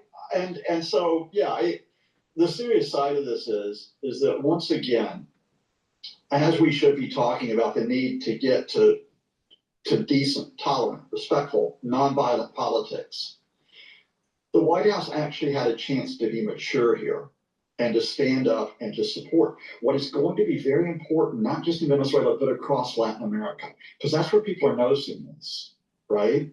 They're asking themselves, will the Trump administration stand on the side of supporting us against authoritarian rulers? And the Trump administration just gave a big old flat no based solely because the leader is a man baby. This is the reason why we're doing a Saturday episode, because so much happened on Friday and today. And yeah, let's get into this. Defense Secretary Pete Hegseth on Friday, he announced that the United States was signing a letter of acceptance to build the Qatari Emiri Air Force facility in Mountain Home Air Base, Force Base in Idaho. So they would also host Qatari F-15 aircrafts and pilots. Hegseth said that he praised it and said this was just another example of our partnership with Qatar. But this was met with serious backlash, Scott, even from conservative MAGA supporters, including Laura Loomer and Steve Bannon, who questioned why he would host a foreign military base on American soil. So this backlash happened. Hegseth was then forced to downplay what he meant. And then he wrote on X saying, important clarification, the US military has a long-standing partnership with Qatar, including today's announcement of cooperation. However, to be clear, Qatar will not have their own base in the United States, nor anything like a base. We control the existing base like we do with all of our partners. But even after all of this, conservatives are still angry, Scott, because they're saying Qatari military personnel will still be based and training on American soil. So what is this? Okay. First of all, let me throw you a complete swerve here. And that is, I'm actually going to say that Pop Gun, he actually is the innocent in this case. Surprise, surprise. And I'm going to tell you a much more serious story, which is going to link to Qatar and link back to Gaza. The immediate story is that the Qatari Defense Secretary is over in Washington, and he does the press conference alongside Hegseth. And Hegseth is reading from a prepared statement, right? Whoever drafted the statement screwed up because they didn't. This is in Idaho. And what it is it is a facility that you train Qatari Air Force pilots on the use of F-35s, fighter jets, which the U.S. is giving to Qatar. And there's pretty good reason for that. Qatar doesn't have a huge amount of airspace. If you notice the country where it is, tucked away in the Gulf. And so you got more space up there in the American West. And when Hegseth reads it out, he does not use the word base. He used the word, that this is a Qatari Emiri facility, right? But the statement did not make clear that it was a facility under U.S. jurisdiction, right? In other words, it gave the misleading impression, oh, the Qataris have got their own little space here on U.S. soil. Now, it is quite common for foreign military personnel to be trained on U.S. bases. That's been there for many, many decades, right? Because you have great training facilities, so you bring your allies over, you train them up. And if they had explained that quite clearly, they would not have gotten nearly the heat that they did. But because it was a mangled statement, which they then had to clarify, you got, in particular, the raging Islamophobe Laura Loomer. Now, Laura Loomer has no elected position.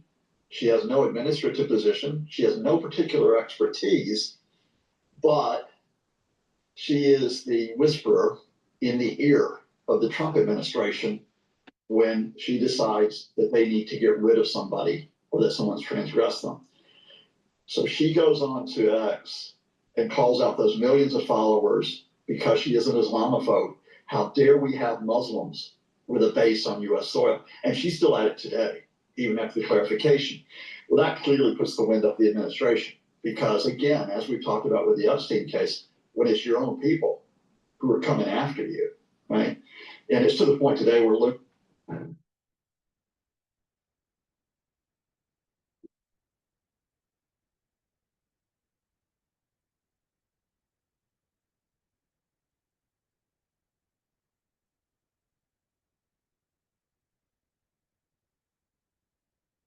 No college offers a degree in lifelong resilience, but I earned that before I ever stepped foot on campus. And it's to the point today where Loomer's saying, I'm not going to vote for the Republican Party. And then other people are coming back who are saying, good, we don't care, off you trot. And so you just wonder how far that kind of goes, and we'll watch that. But here's the serious part of this movie, which because this, you always got to watch about things trying to distract from us. It's like why are the Qataris getting this facility and why are they getting such a high profile announcement of it? And if you have a couple minutes, let me tell you a story that is a better story than who should get the Nobel Peace Prize. On September 9th, Israel violated the sovereignty of Qatar by trying to assassinate Hamas leaders that are there. Now, Israel trying to assassinate Hamas leaders, big damn deal. They've done that throughout the past 2+ years. Israel going into the territory of an American ally, which hosts the biggest American military base in the Middle East and has done so for quite a long time. And carrying that, that's huge. Because not just Qatar, but the other Gulf states, Saudi Arabia and UAE are looking at this and going, can we actually trust the Trump administration on anything if they're going to allow this type of crap to happen, right? So that's one factor. Here's the other factor that comes into play. You might have heard of a guy named Jared Kushner. He's been in the news recently. Donald Trump's son-in-law, and as the New York Times puts it, Jared Kushner, he used his New York real estate expertise to be able to swing the Gaza deal. Well, New York Times, who I've not been happy with, because do your damn job, folks. Get to the story. Here's a New York real estate story with Jared Kushner. Phase one. Jared Kushner was in trouble in 2016 because he was on the hook for almost $2 billion for a property in New York. 666, I think it was Fifth Avenue. I'll double check that later. He was trying to find finance for it to cover the fact that he could not cover the loans. Ultimately, he goes to Gulf states. One of the Gulf states that helps get Kushner off the hook on that loan, ding, ding, ding, Qatar. But phase two, when Jared Kushner, when Daddy is no longer in the White House, Kushner goes back into business. He launches a huge investment fund. That investment fund, which needs to turn a profit, who's bankrolling it? $2 billion from Saudi Arabia, $1.5 billion from Qatar. If this September 9th attack by Israel and Qatar threatened America's military position in the Middle East, America's alliances, and it threatened economic projects that include, by the way, a $5.5 billion Trump resort and golf course in Qatar. So something had to be done. The Gulf states, as well as Turkey, went back to the Trump people, which includes Trump, Jared Kushner, and let's not forget it, Trump's envoy, real estate developer, Steve Witkoff, and said, if you don't do something about Netanyahu, everything is going to go up, even worse than it is now. And Trump, if you want to give him credit for this, then began to lean on Netanyahu. It was that convergence that brought us Gaza. But of course, while you have the Gaza story play out as we just discussed, how does the U.S. play this out with Qatar? What they did before they announced this base is even more interesting and also caused some real ruction in Washington to watch. There is something called an Article 5 guarantee in NATO, where if one of NATO's members attacked, you come and provide assistance to that.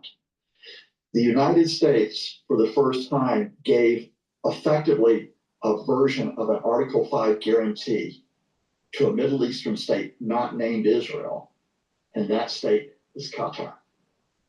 In other words, if Israel attacks Qatar again, the United States gave the assurance they would come in and defend, right? So there's going to be a lot to play out politically, but the immediate effect of this is the U.S. government had to show Qatar, look, we're your good pals.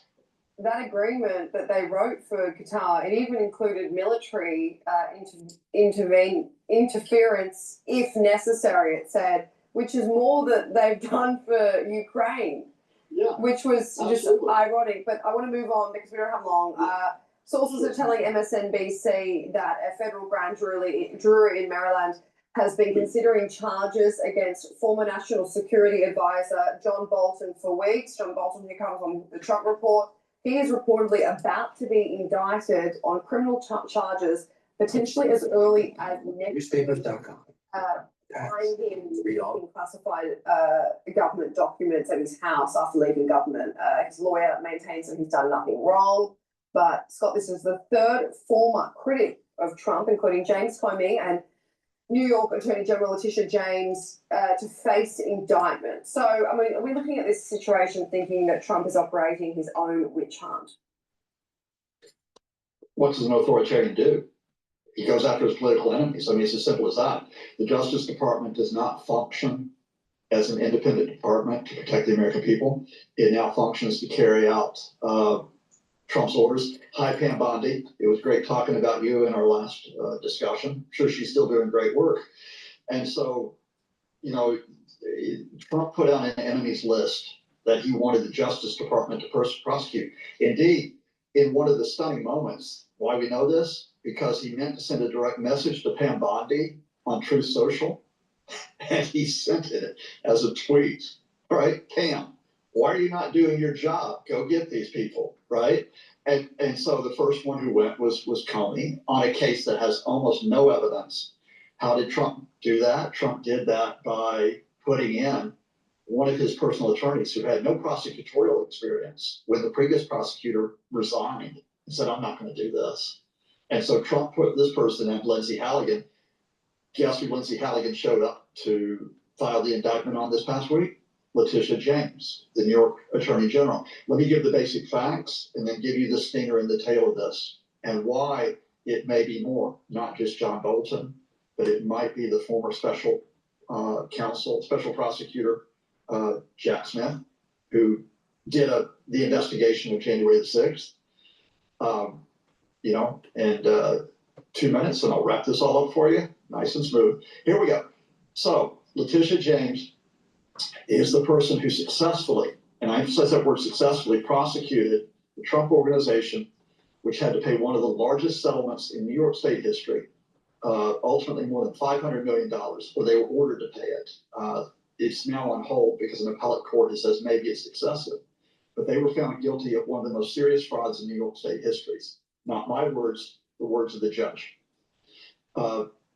This case was, I can go through the evidence. There was substantial evidence that they had committed fraud over their valuations, both for tax and for loan purposes, specifically valuation of properties. Trump doesn't like when he loses, and he doesn't like it when he possibly loses money. So he goes after Letitia James. How does he do that? He puts in the personal attorney, Lindsay Halligan. And here's where the story gets interesting. Letitia James had bought a property for her grandniece in Virginia, about $135,000 property. The claim of the prosecutors is that she lied that it was her primary property. From what we know about the case, it appears that the most serious thing that she might have done is she might have accidentally checked the wrong box. Everything else was in order on the mortgage application. But by ticking... Everything else is in order? No, what is this guy talking? This guy reminds me of some sort of conspiracy theorist. It's actually a reporter kind of type. The biggest issue that Letitia James did was not only was it mortgage fraud, but it was tax fraud, because she said that it was going to be a secondary residence, but then she was writing off expenses as if it was a rental. Now, when she got that loan, she had another mortgage application being processed that was only 2 weeks later or 2 weeks before. So she was playing games. It's obvious that she was playing games with the system. Now, if you notice this guy, Trump is always bad and everybody else is okay. And that he wants to create this conspiracy that, if there was going to be peace in the Middle East, that Jared's going to be rich and, and all that. Really?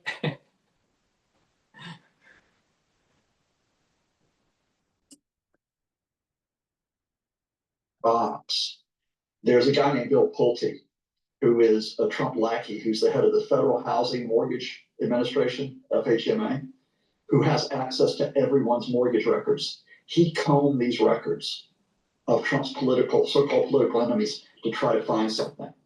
He then teamed up with a Justice Department official, a lawyer with a very checkered record named Ed Martin. They put this together because they want to serve the master. So that's why they go after Letitia James. At the very least, it inconveniences her. She's got to hire lawyers. She's got to show up in court. Trump wants to tie down his foes, and he wants to belittle American belief in the rule of law, because here's the stinger. If he can do it to a former director of the FBI, if he can do it to a former attorney general, if he can do it to a man who was a national security advisor, if he can do it to a man who was a special prosecutor, no one who serves as a judge, as a prosecutor, as an investigator, no one is safe. It's Trump ruling by fear. And I'll tie this all together. There's a man named Stephen Miller, who is perhaps the most important person after Donald Trump in the Trump administration. Stephen Miller did two things this week that are telling. But first of all, he said that Donald Trump can do anything he wants to because he has plenary authority. Now that doesn't exist as a concept in US law. There's no such thing as plenary authority, but that's what Miller can do. This is the same Stephen Miller. Yes, the administration can do things as an executive when the government is shut down. Secondly,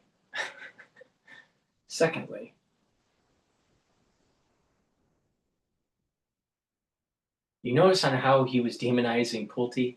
Notice how he's demonizing Trump, that Trump is evil and he's going to be this is scary, and he's an authoritarian, and he's going to destroy democracy. We have a balance of powers. And when Trump is sued and the Supreme Court says, Trump, you can't do this, you can't do that, guess what the Trump administration does? It follows the Supreme Court. Now, there may be loopholes within laws, and they try to do something else, and then there's going to have to be a group of people that are going to have to sue him again to see what happens. This is exactly what FDR did during the New Deal. All right? Now, wait a minute here. So is Trump really that bad? Is he? Is he really as bad as this guy's saying? Or is he just a never-Trumper? I suspect he's a never-Trumper. Now,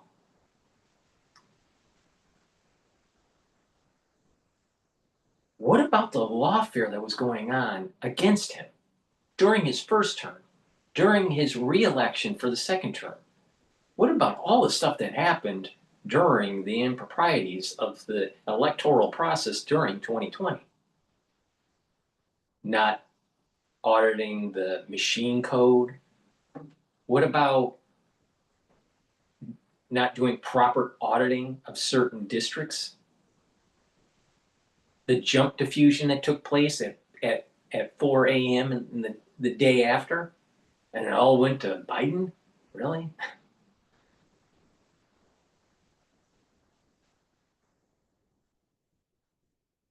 What about the Letitia James saying that she's going to go after Trump? She's going to find something and she's going to go after Trump. Well, she was targeting Trump. She admitted in public. But he's not saying anything about that.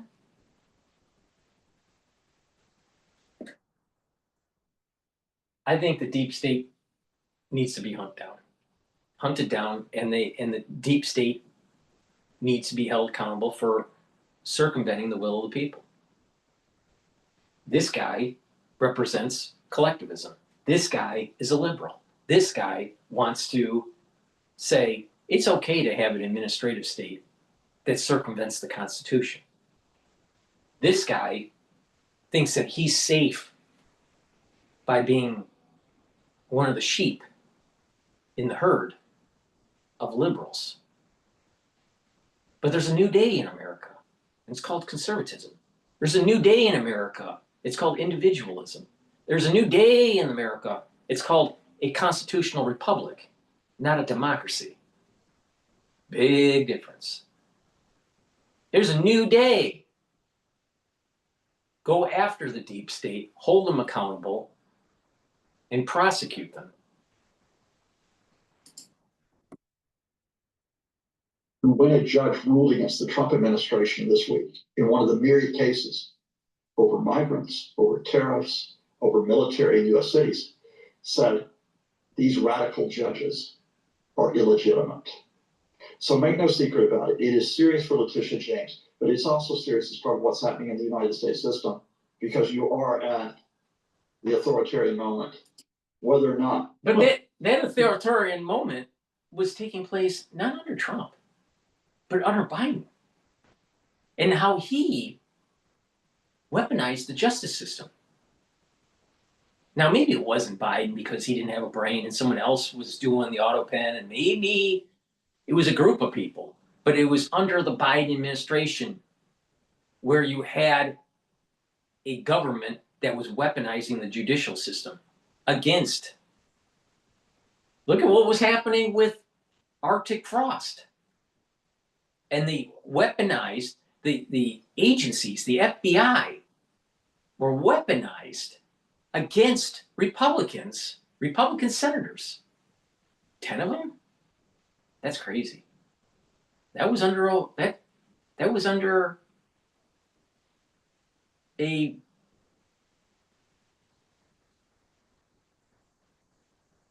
Democrat administration. Weaponizing.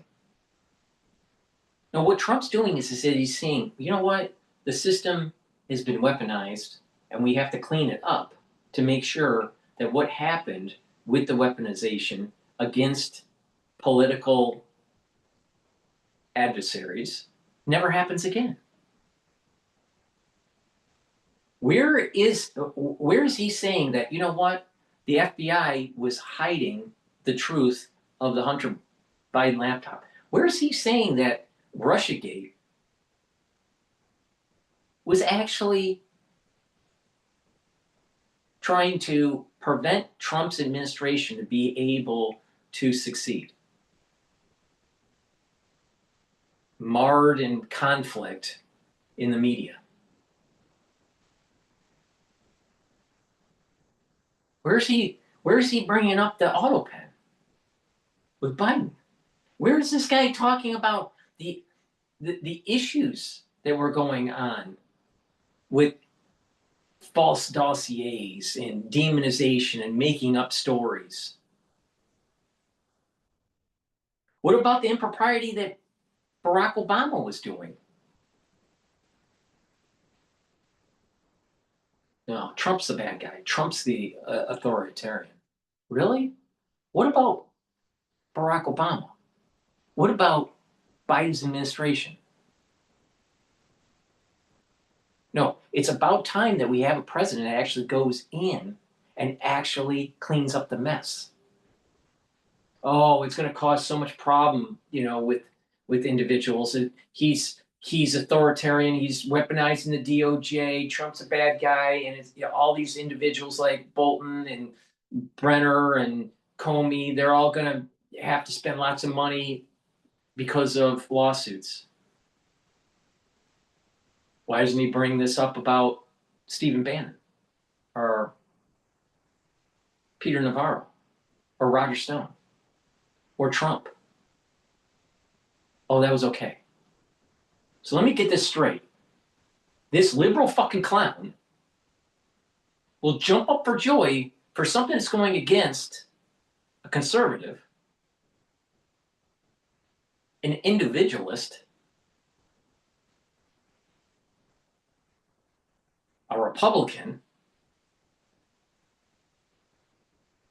and he'll be completely silent when it's a collectivist, a liberal, a Democrat.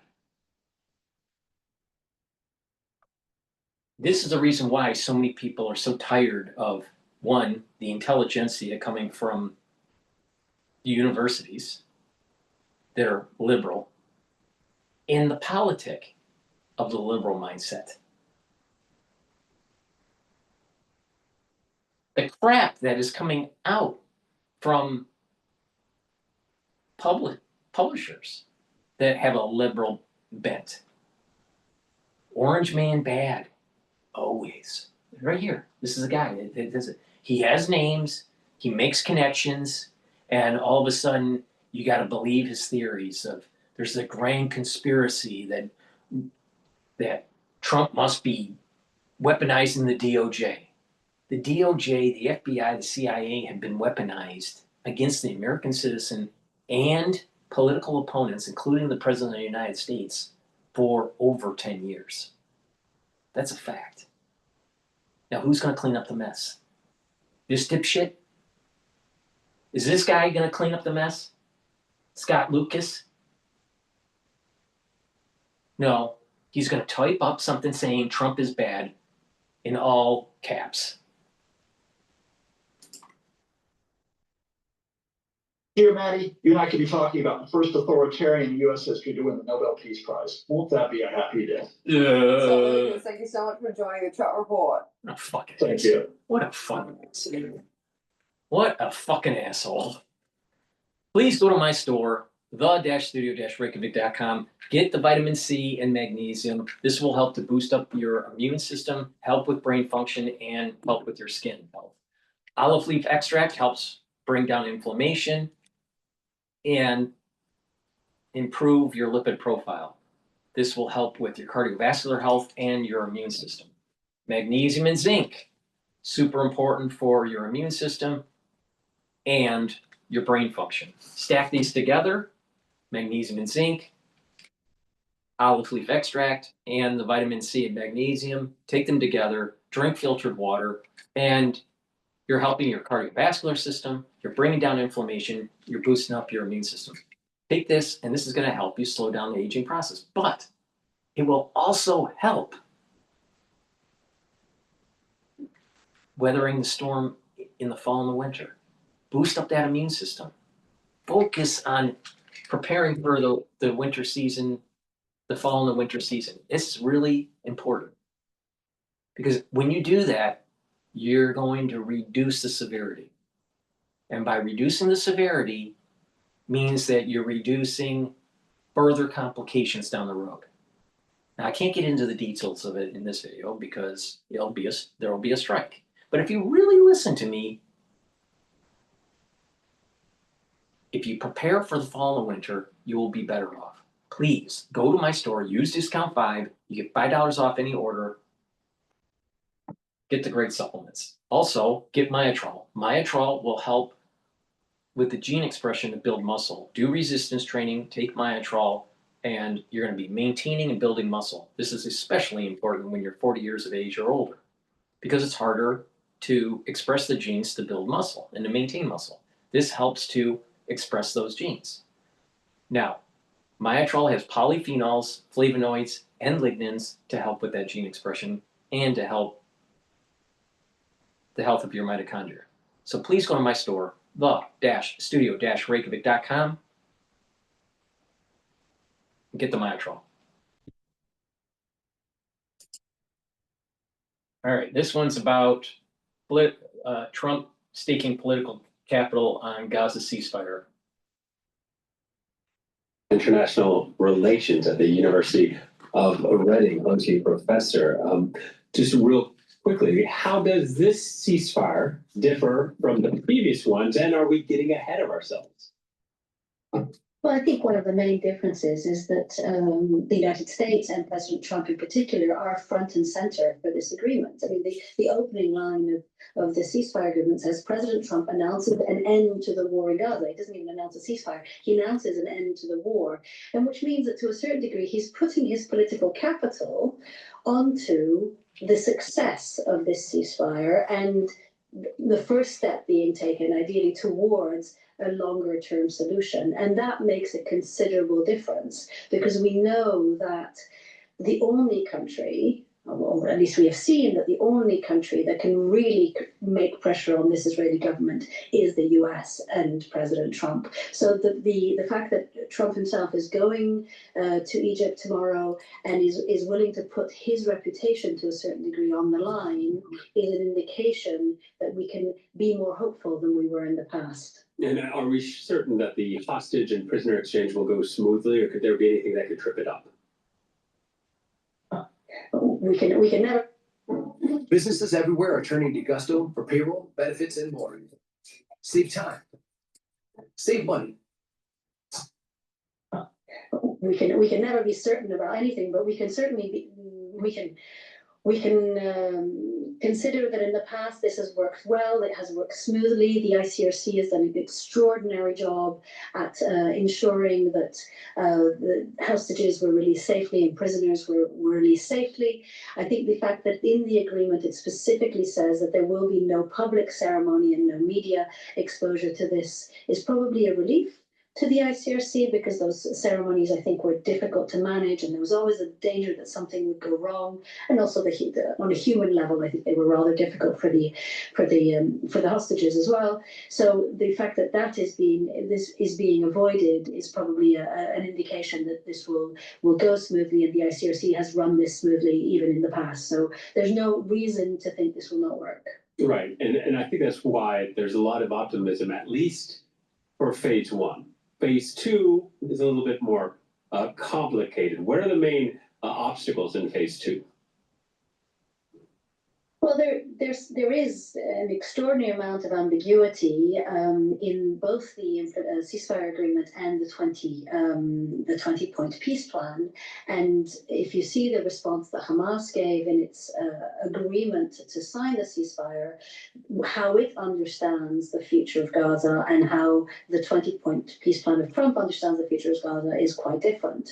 So Hamas speaks of a group of Palestinian experts that have the support of the Palestinian people in terms of future governance of Gaza, while Trump's plan speaks of, yes, Palestinian experts, but backed by an international board headed by Trump with members such as Tony Blair. So it's a very different kind of governance system. The question of the disarmament of Hamas is an absolute central sticking point, and so there is so much to be discussed, unpacked, negotiated here. But that doesn't mean that the ceasefire doesn't matter, because on the ground it makes an extraordinary difference to have a ceasefire, particularly if the crossings are opened and the UN is allowed back into, UN and other international organizations are allowed back in to distribute humanitarian aid. And that is what will make the real difference to the people of Gaza.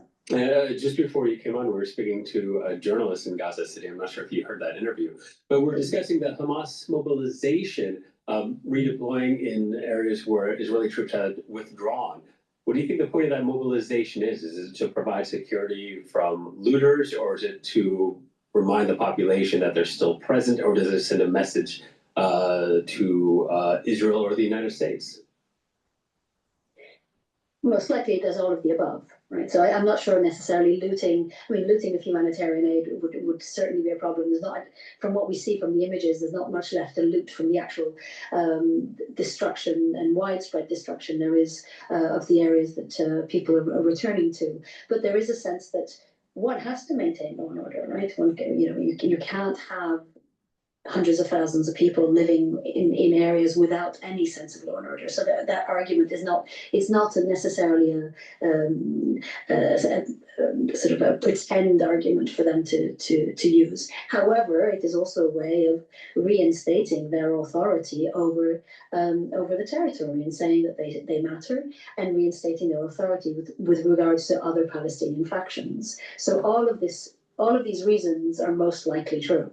And on Monday, we have this peace summit in Egypt. There are going to be heads of state there from around the world. What do you think the international community will have in terms of responsibility for post-war Gaza? As you mentioned, there's a dispute already on the 20-point peace plan about who will actually govern post-war Gaza. But what role do you think the international leadership and governments will play in the future?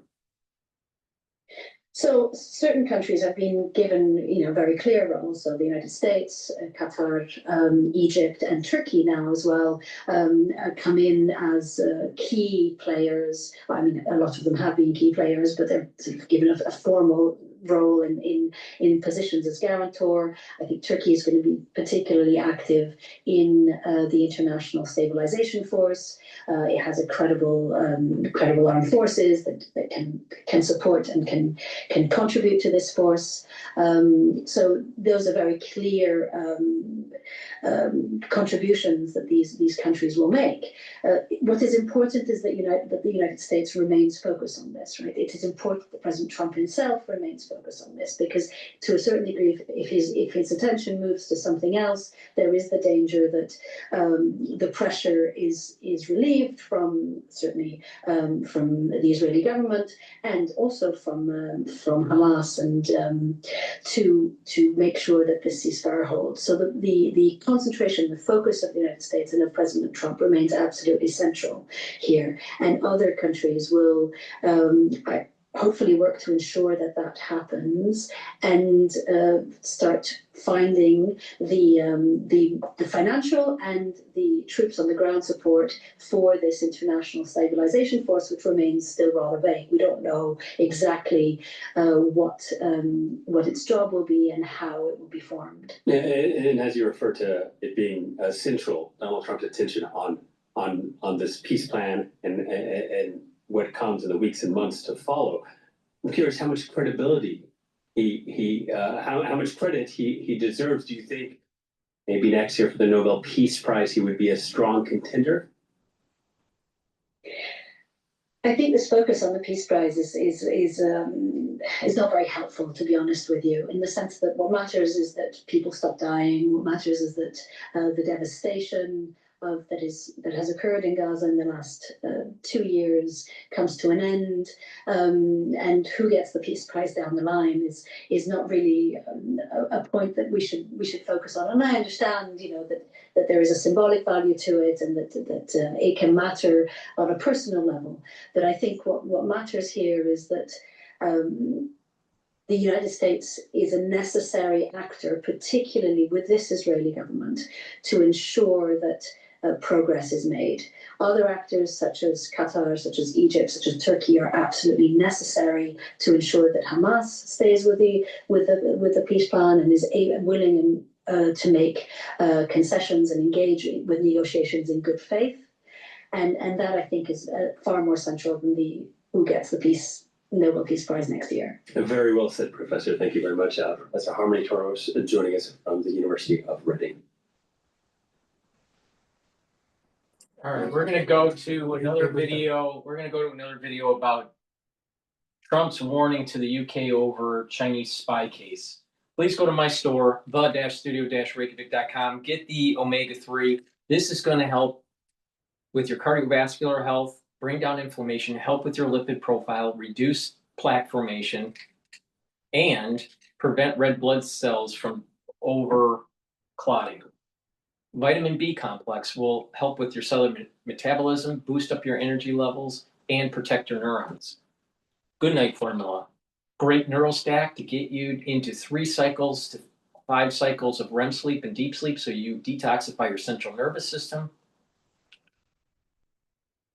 You'll be well rested in the morning, and you're consolidating memory. Super important to take. Take it at night, drink it with filtered water. When you have better sleep, your brain function will improve. Plus, you're slowing down the aging process. Another great neural stack is Clarity Factor. Clarity Factor will get rid of that brain fog, and it'll allow you to concentrate on tasks. By taking Clarity Factor regularly and drinking filtered water, what's going to happen is that your dendritic connections will improve, your neuroplasticity will improve, your cognition will improve, you're going to be thinking faster, your memory will be better. This is a great stack to help with neural health and to slow down the aging process. And digestive enzyme complex helps to reduce the load on your pancreas so you can digest carbohydrates, proteins, and lipids. Super important.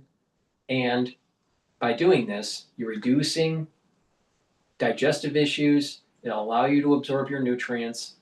This also has bromelain, which is an enzyme that helps to break up clots, and this has the proteolytic enzymes to break up glycoproteins. This is very important to take every day to help with the health of your pancreas, but also to break up glycoproteins. And you're going to need that for the fall and the winter, trust me. So please go to my store and get the digestive enzyme complex. Use discount 5, all caps, discount 5, and you get $5 off.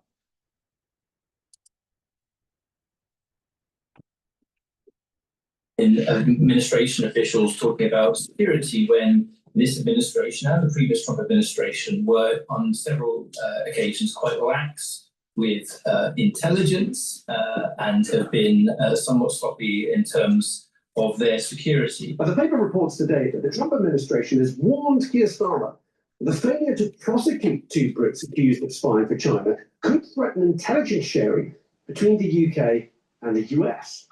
The case against Chris Cash and Christopher Berry collapsed last month after the government failed to provide evidence that China was a threat to national security. And both Chris Cash and Christopher Berry deny all accusations. We're now joined by Director of Military Sciences at RUSI, Matthew Saville. Matthew, good afternoon. Thanks for joining us. Good afternoon. How damning is this intervention by the US administration, Matthew? Well, it's an anonymous quote from an unidentified official, so it's always a bit difficult to know. But it will certainly be uncomfortable for the government, given the difficulty they are having in putting this story to bed, or indeed even explaining what has happened here. And it obviously comes in the context of a number of other frictions with the US administration. So I don't know how alarmed I would be without more context on it, but it certainly adds pressure to the way things are at the moment. I mean, this official has been quoted as saying that the US government exercises extreme caution in sharing information with foreign governments subject to adversarial coercion and influence. It was not that long ago the Secretary of State for Defense was in a signal group where they accidentally included a journalist and shared plans about military operations in Yemen. Does the US really have the credibility in this instance to stand up and say to the UK, we don't trust the way you share information? There's certainly...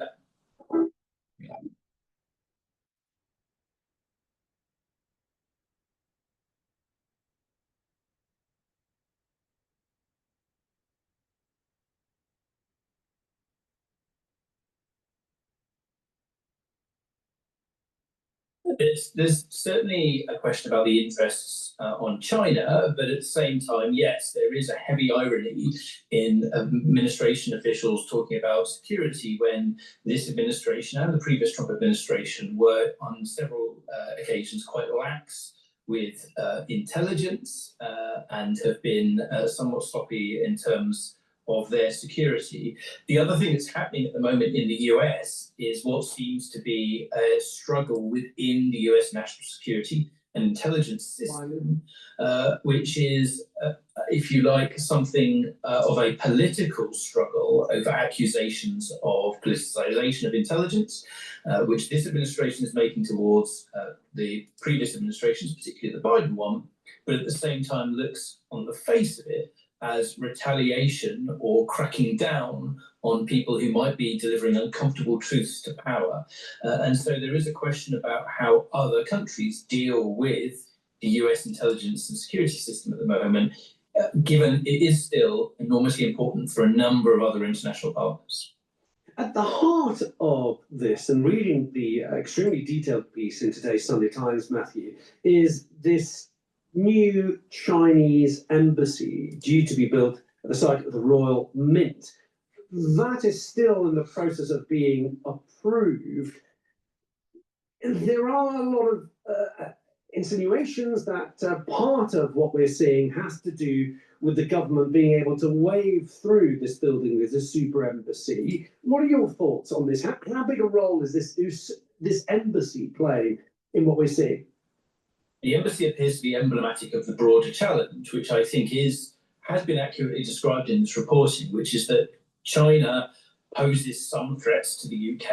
It views the international system differently. It views geopolitics differently. And like many countries, including the UK, it conducts espionage aimed at other countries in order to gather information to inform its diplomacy. But China is also an enormous opportunity. It has phenomenal economic weight, considerable business is already done with China, and actually politically, we want to work with China on lots of issues of overlapping or mutual interest. So China doesn't fit into the camp that, say, Russia does, as a kind of international hooligan more interested in breaking things. So the government does have to balance all of these competing interests.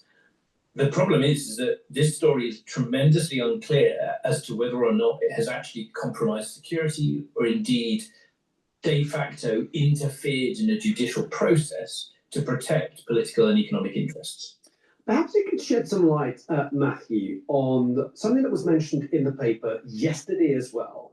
That this is a breaking of the Official Secrets Act. The idea that you are collecting and passing information to someone who shouldn't have access to that information, anyone, is a breaking of the rules, if I understand it correctly. Why is it so important that China wasn't ascribed as a threat to the UK? Isn't just the mere fact that you passed on information under the Official Secrets Act that shouldn't be passed to anybody enough to see both those individuals be brought to court? This is the bit of the story that is quite confusing and I suspect quite legalistic, which is that the fact that people misused information that they had obtained should have been, quite compelling evidence, rather than dancing on the head of the pin over this discussion over is China an enemy or not. What is certainly the case is that if this happened now, the National Security Act has a lower threshold and would more easily enable a prosecution. But there is plenty of evidence out there about threats from China, even if you choose not to describe China as an enemy. So there's still, I think, some digging to be done on the exact rationale or decision-making here, and whether there is a degree of buck passing going on. Has there been soft pressure applied? Have some people backed off in the face of finding it difficult to make a compelling case? Is there an issue, in fact, over the use of intelligence in court, which has always been a very fraught process because the intelligence community itself has often been concerned about compromising sources or methods by bringing things to trial, and has therefore been in favour of finding other forms of evidence. So I'm a little bit confused over the exact argument that is taking place because the story has changed several times. Matthew, thank you for giving us your time. Indeed, I feel there's more to come in this story. That was Matthew Saville, Director of Military Sciences at RUSI.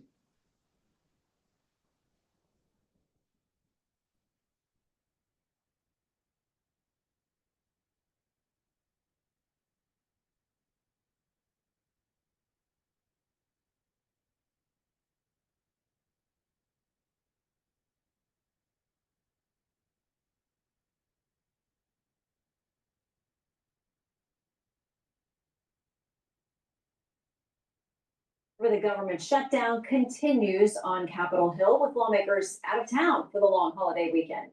President Trump ordering Secretary of War Pete Hegseth to use all available Pentagon funds to pay service members who would otherwise miss a paycheck this Wednesday.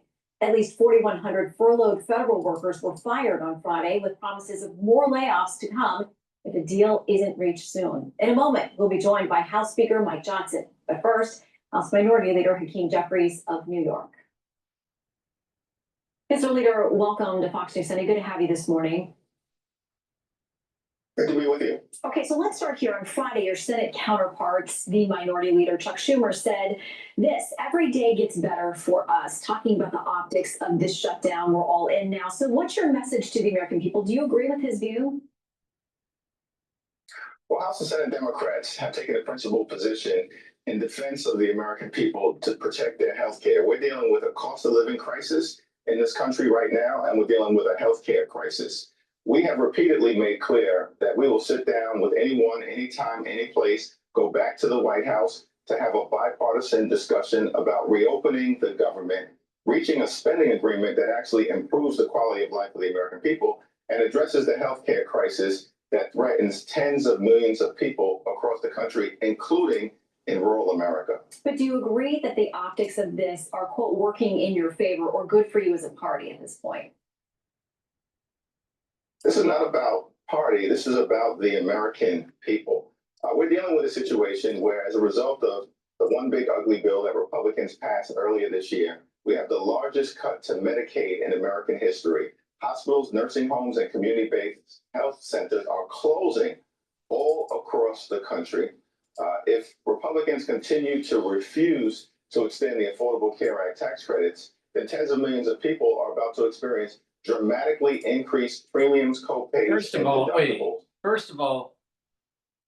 Community hospitals and clinics were already financially strapped pre-COVID. They have been going through a buyout through private equity, and there's restructuring, and the private equity, starts to get loans based on the assets of the balance sheet of the hospital and the land that it's on. The hospital has to pay the loan. That loan isn't paid by the private equity company, it's paid by this buyout corporation.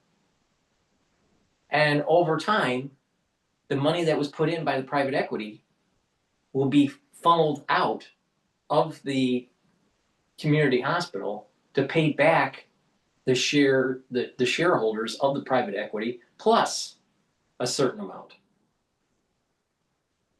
And eventually, it goes belly up. The private equity doesn't care because they made money. They put money in, restructured.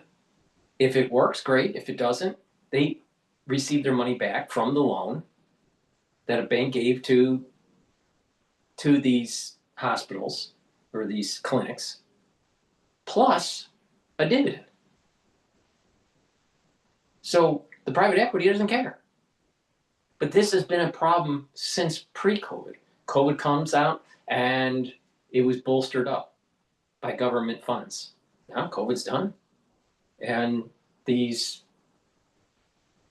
institutions now are having financial problems. But it is independent of what's going on with the shutdown. Why doesn't he bring this up? Why doesn't he bring that these community hospitals have been on the rope since 2016 or earlier?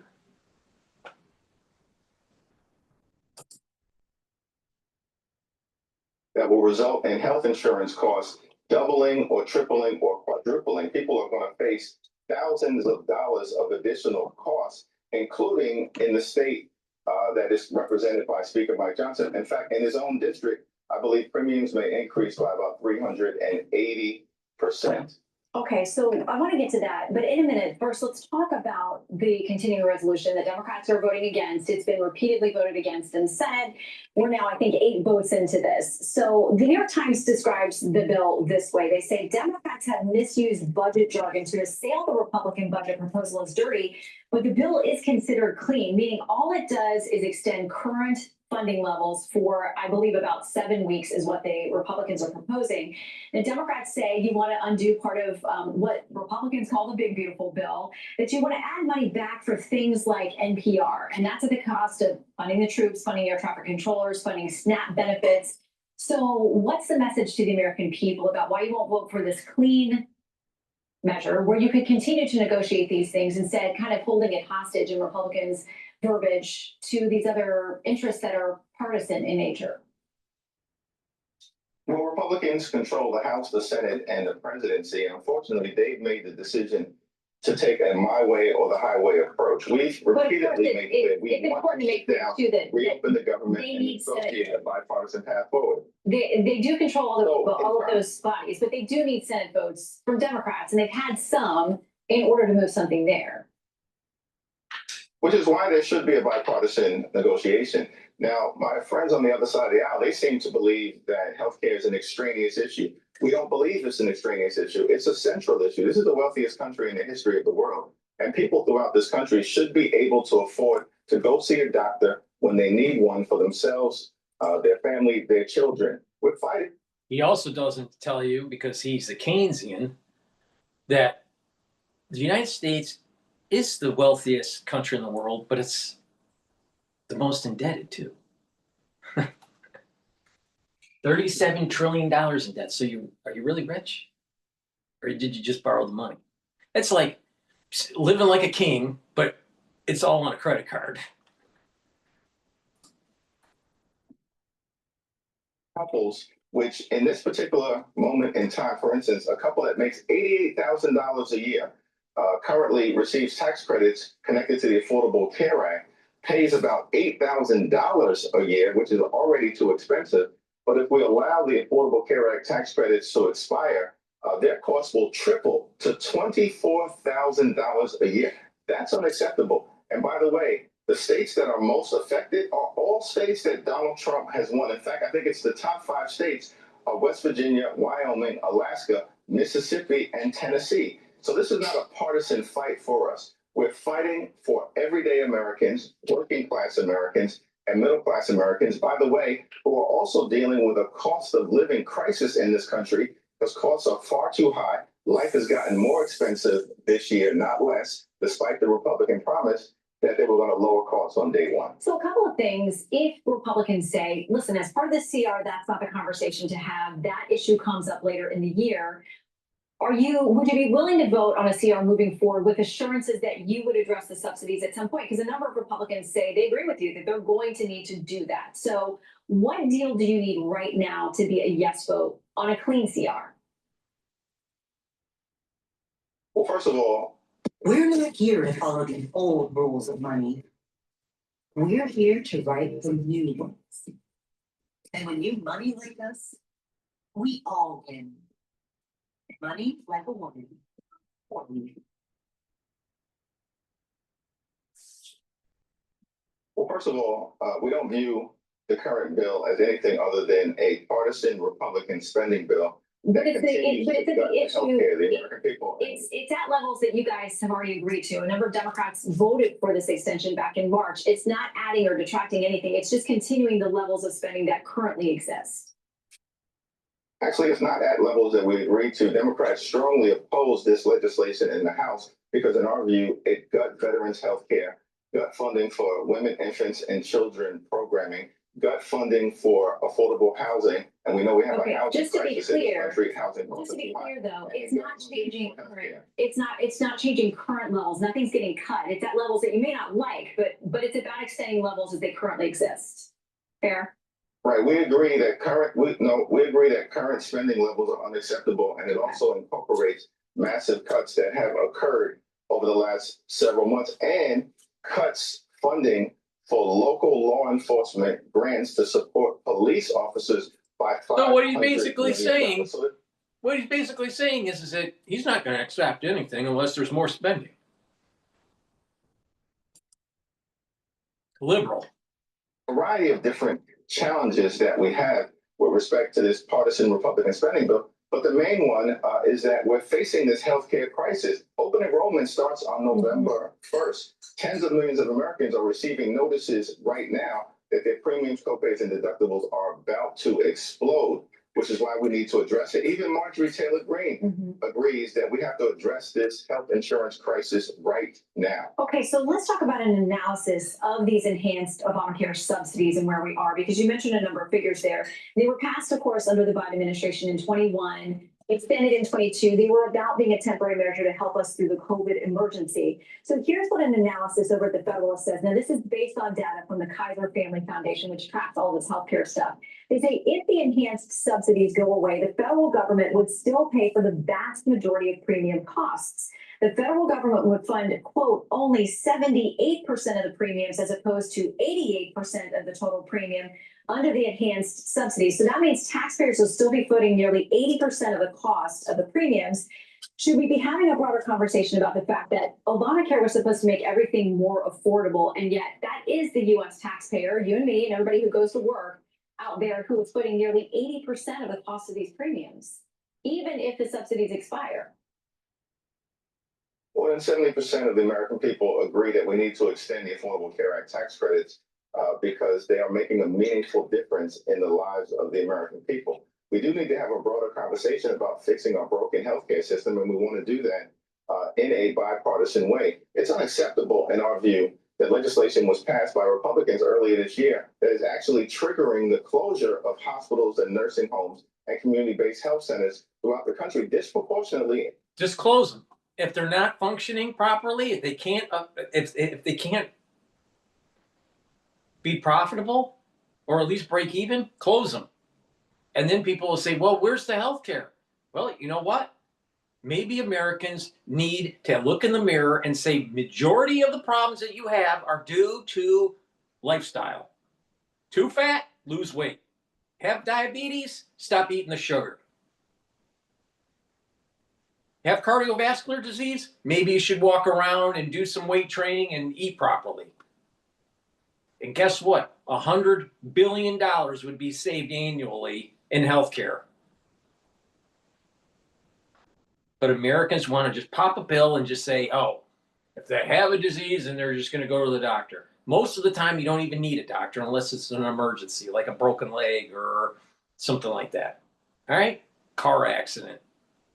But the far majority of the statins that are being issued and the beta blockers and the metformin and all that crap, that is almost 100% due to lifestyle.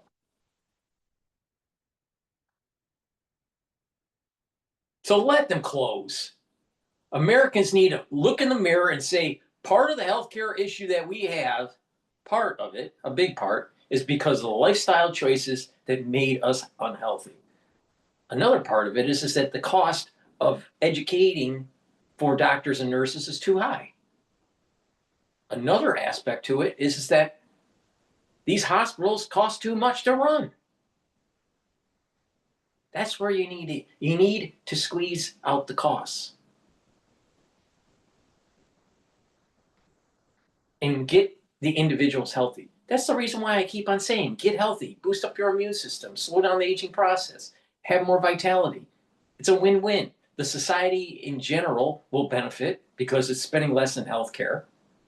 And you will benefit, the individuals will benefit because you are healthier. Or would you rather listen to a liberal saying spend more money where the outcomes don't mean it, the outcomes are terrible. Spending more money doesn't make us healthier. But a stupid liberal that has a stupid policy that will lead for us to have more debt. Rural America. We also need to talk about the fact that hundreds of thousands of veterans rely on the Affordable Care Act tax credits in order to ensure that they have access. When we squeeze out the costs of healthcare and people are becoming healthier, then we'll have more money to make sure that all of our veterans are taken care of. And that their healthcare is 100% covered. But you can't do that when you're spending it for stupid stuff that is completely avoidable.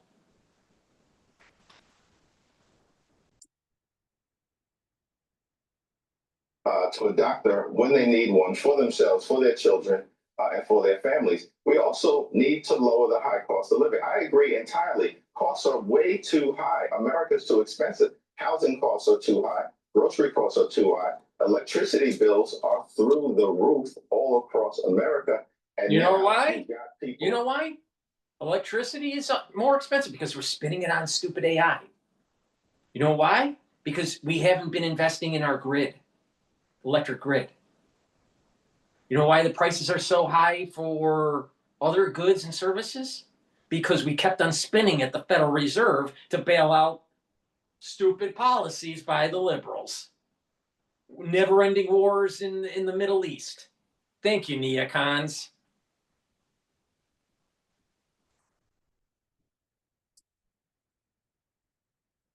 Who are facing dramatically increased healthcare costs because of the refusal of some of my friends on the other side of the aisle to even have a conversation about extending the Affordable Care Act tax credit. That's not acceptable. Why should we even have a conversation with these stupid liberals? All they do is spend more money.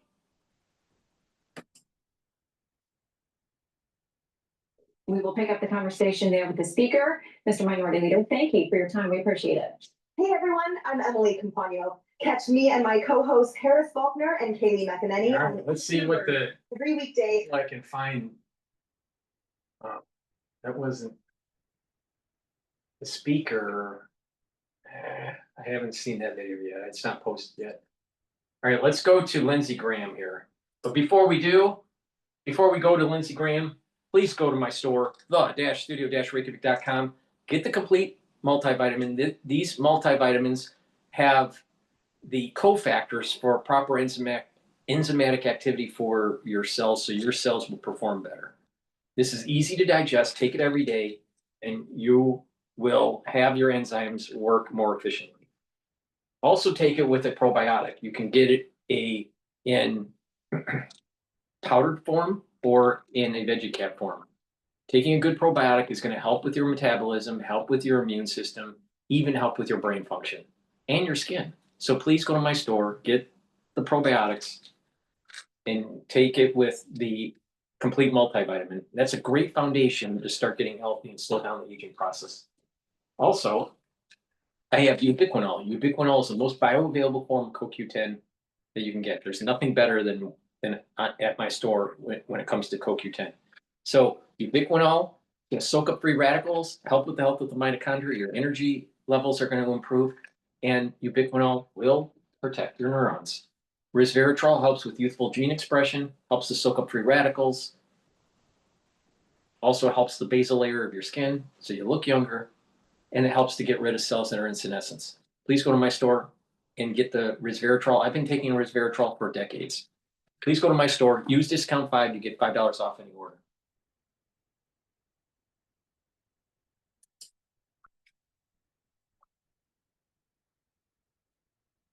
Welcome back. Joining me now is Republican Senator Lindsey Graham of South Carolina. Senator Graham, welcome back to Meet the Press. Good morning. Thank you.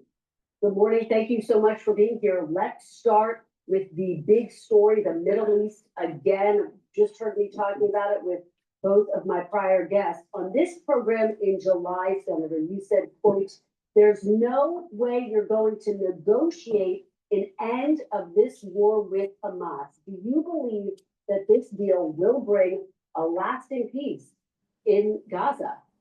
No. Well, I hope so. And I said in July. Now, what happened since July to now, basically, is that the IDF has obliterated Hamas as we know it. So hats off to Witkoff and Jared and the president. The Arabs came in unlike any time before to push for the ceasefire. The Israelis have accepted things they had not accepted before. But the ceasefire is coming. There's a perfect storm for peace brewing in the Mideast. But whether or not Hamas will disarm, whether or not there will be control of Gaza after this ceasefire that we can all live with is a very big question. There are 3 pieces of the puzzle. Iran, which is the weakest they've been since 1979. The Arabs, which are closer to Trump than any time I can remember in the Mideast, closest to the president. And Israel, who trusts Trump a lot. So all these things fall together, but there'll never be peace in the Mideast until you deal with Hezbollah and Lebanon and the Houthis, because they're proxies of Iran. But I'm excited about tomorrow. This will be a great day to get the hostages away from their bondage and their torture.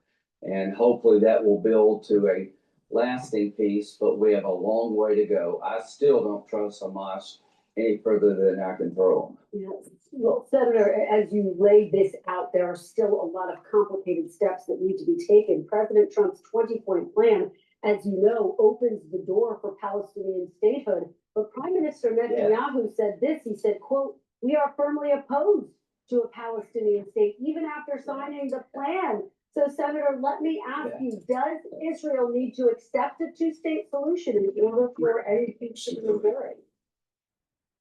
No. To my friend. So handsome. I can't buy this. What's wrong? Hang on there. Actually, you can. You're empowering. To my friends in Israel, there will not be normalization between Saudi Arabia and Israel unless we come up with a plan to allow the Palestinians to have an independent, sovereign country that doesn't threaten Israel. to my Western European friends and allies. There'll never be a Palestinian state after October the 7th, as previously envisioned. The borders will have to change to make sure Israel's never attacked again. It won't be a state, it will be more like an emirate. It will probably be a protectorate of Saudi Arabia. But to those who want to annex the West Bank, if you tried to do that in Israel, you'd blow all this up. To those who want to push a state on Israel as if October the 7th never happened, you're going to fail miserably. But I do believe there's a pathway forward to an independent, sovereign Palestine that Israel can accept and live with. But that's going to take He's a lot not of getting work. to, this is what I've been saying from day one. He's not getting to the root cause. The root cause is this. Who is going to be in control of the Temple Mount? It's not West Bank. It's not Gaza. It's about the Temple Mount. But if they keep on not focusing on it, what Israel's going to do is going to start kicking ass. They're going to push people out of Gaza. They're going to be pushing people out of West Bank, and eventually they're going to take control of the Dome of the Rock. That's what's going to happen. Now, is that going to happen next year? This year? I don't know. 5 years from now? The longer you wait, the more killing there will be. It'll be more expensive and more deadly, and the more of the world will be involved. That's possible until you get rid of Hezbollah, because Hezbollah will do the same thing in the future to blow this up as Hamas did in the past. So you got to keep Iran in the box. All right, I do want to turn to another war that President Trump has been focused on trying to end, the war in Ukraine. Of course, Senator, it has been 58 days now since President Trump and President Putin met in Alaska. Russia has only stepped up its attacks against Ukraine. On Saturday, President Zelensky renewed his plea to President Trump for long-range missiles. Do you believe the United States should supply more weapons to Ukraine right now, including those Tomahawk long-range missiles? Absolutely. I want more weapons in the hands of the Ukrainians to increase the cost of the war to Putin, hit his refineries, go into Russia deep, and be able to destroy his oil infrastructure. He cannot prosecute this war, Putin, without oil and gas revenue. There's two ways to deal with that. Have the Ukrainians use military force to degrade his ability to produce and sell oil, but also to go to the international community, China, India, and Brazil, and have them stop buying cheap Russian oil. President Trump put a 25% tariff on India for buying cheap Russian oil, which keeps the war going. I hope the Europeans will follow his lead and will focus on China next. Until you deal with the revenue that Putin gets from oil and gas, this war won't end. But long-range missiles will change the calculation militarily, and we need to go after Putin's customers in a strong way. Secondly, we don't talk enough about this. There are 19,000 plus children being kidnapped by Russia in the occupied territories. Our First Lady Melania has been talking to the Russians, and 6 children have been released. I want to tell you today on your program that on October the 22nd, a couple of weeks from now, the Senate Foreign Relations Committee will mark up my bill along with many others, making Russia a state sponsor of terrorism under United States law unless they release these almost 20,000 children. We're going to do that October the 22nd. And as to my sanctions bill with 85 co-sponsors allowing the president to tariff people who buy cheap Russian oil, I want to vote on that, a designated date for a vote by the end of October to put more pressure. All right, a lot of news, and you heard it here first, Senator. Thank you for that. I want to turn to the big issue. I find this woman such a dipshit. Please go to my store so you're not a dipshit like her. Get the vitamin D3. Vitamin D3 will help with gene expression because D3 is a gene expression cofactor. Also, vitamin D3 helps with your cardiovascular health and helps with bone structure. If you're doing resistance training, helps to absorb calcium. Vitamin D3 also helps to get rid of cells that need to go into apoptosis, especially if they're infected. So please take my advice and get the vitamin D3 and make sure you're taking it during the fall and the winter. You're going to need it. And oh, by the way, if you stack it with vitamin K2, MK7, And vitamin D3, that's a great way to reduce the severity of what's coming in the fall. Another great product that I have is nattokinase. This helps to break up clots, helps with your lipid profile, helps with your cardiovascular health. Should be taking it every day. But guess what? There's this thing called the S1 and S2 subunit that people are going to be getting in the fall and the winter. And that does things to your blood cells, causes them to clot. And guess what? If you overclot, that could be really bad for you. You need nattokinase to break up clots because it's fibrinolytic. Get the nattokinase for the fall and the winter. Take my advice or don't take my advice. But if you don't take my advice, most likely bad things will happen to you. Facing Congress back at home. Of course, the Trump administration this week announcing mass layoffs in the face of this shutdown. Thousands of federal employees impacted. Your Republican colleague, Senator Lisa Murkowski, called the layoffs punitive and said they would hurt hard-working Americans. Senator, do you support these mass layoffs, which are not required under the rules of a shutdown? I think JD got it right. When you don't have any really money come in, you gotta make some decisions. I'm glad we're trying to find a way to pay the military. But what about the FBI? What about the CIA? What about the Secret Service? You know, we shut the government down for 35 days, Republicans trying to force the Democrats to build a border wall. Well, we eventually got the wall built, but not because we shut down the government. The subsidies that we're talking about here, if the Affordable Care Act is so affordable, why every time I turn around are we spending $350 billion to keep it afloat? Whether the government shut down or not, I'm not going to vote to extend these subsidies without great reform. And to my Democratic colleagues like Mark Kelly, who I like a lot, I'm not going to talk to you with the government shut down. Well, Senator, though, going back to this idea of layoffs, you talked about that shutdown back in 2019, 35 days, no workers were laid off. Why is it necessary now when it wasn't necessary then? Is this anything more than a political ploy?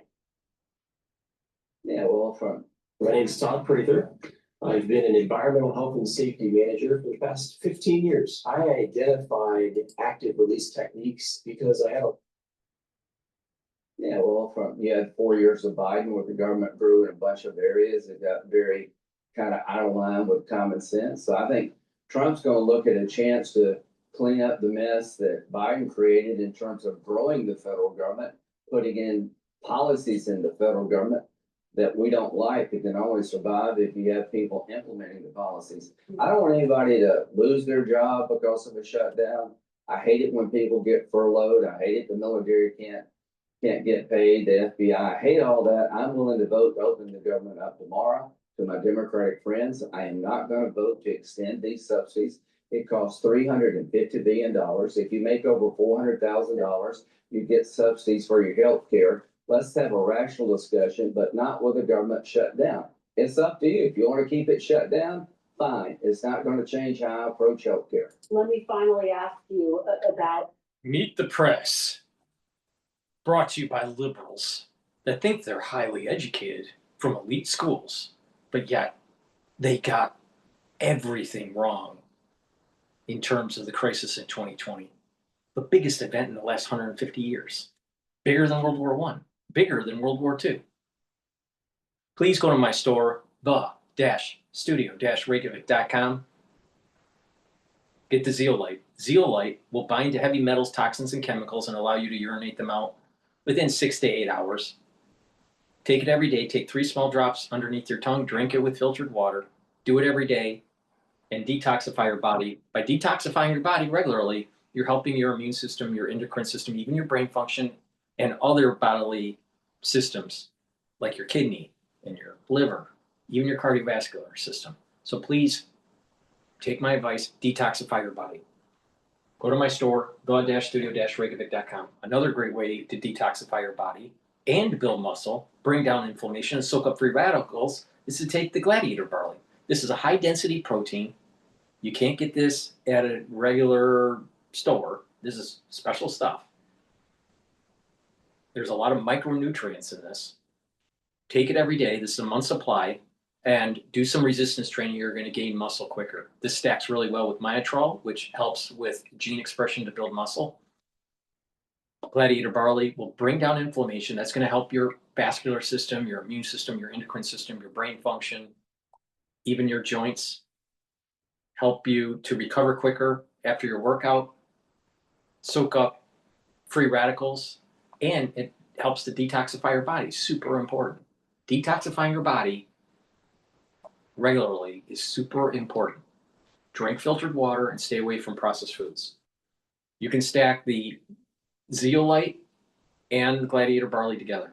So please go to my store, the-studio-reykjavik.com, detoxify that body, improve your immune system and your endocrine system. And guess what? That's a great way to build up your body so you can weather what's coming in the fall and the winter. Indictments that we have seen, the indictment against Letitia James and James Comey as well. NBC News again has confirmed that that post that President Trump put on Truth Social was actually meant to be a private message to Pam Bondi. Do you think it's appropriate for the president to direct his attorney general to indict whoever he said? Well, I think it's appropriate for Comey to answer for his conduct. 5 years ago at a hearing we had in 2020, when I asked him, why didn't you tell the court about exculpatory information where the CIA gave a memo to Strzok and Comey saying that there was intel that Hillary Clinton's campaign was creating the false narrative that Russia and Trump were working together. The man who created the Steele dossier recanted it in February, and Comey kept using the document to get warrants. So yeah, I think the grand jury is doing the right thing. And Trump got indicted 91 times, 3 days after he announced for president in February 15th, 2020. Senator, I'm asking. 91 indictments in 4 jurisdictions. But Senator, I'm asking about right now and this sitting president's actions right now. It's worth noting that James. Well, the grand jury indicted them, not yet. Well, James Comey and Letitia James have said that they are both said that they are innocent of these crimes that they've been accused of. But Senator, they'll have a chance to prove it. To the appearance, though, Senator, the fact that President Trump publicly called for his attorney general to indict people. Do you think that crosses a line between the Justice Department being independent from the executive branch? I think our Justice Department in the hands of Biden crossed every line there is to cross. I think within 3 days of announcing he was going to run for president in 2024, he did that in 2020. But what about Trump? He had 91 indictments. What about? This is the thing I don't like about her. The grand jury's going to take care of this. But she thinks she's so smart, you know?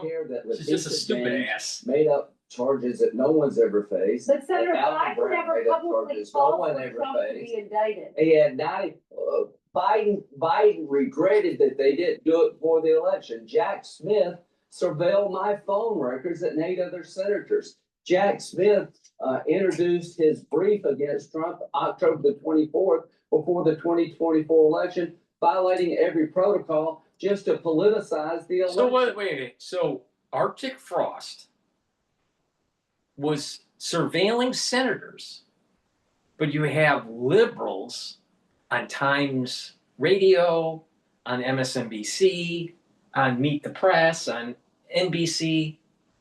Oh, that's no big deal. Let's not talk about that. Let's not talk about the overreach of the deep state and weaponizing the FBI, weaponizing the DOJ. No, let's not talk about that. Because Donald Trump's a bad guy, and we have to talk about bad guys all the time. Liberals, the liberal media, the intellectual establishment, they're all bullshit.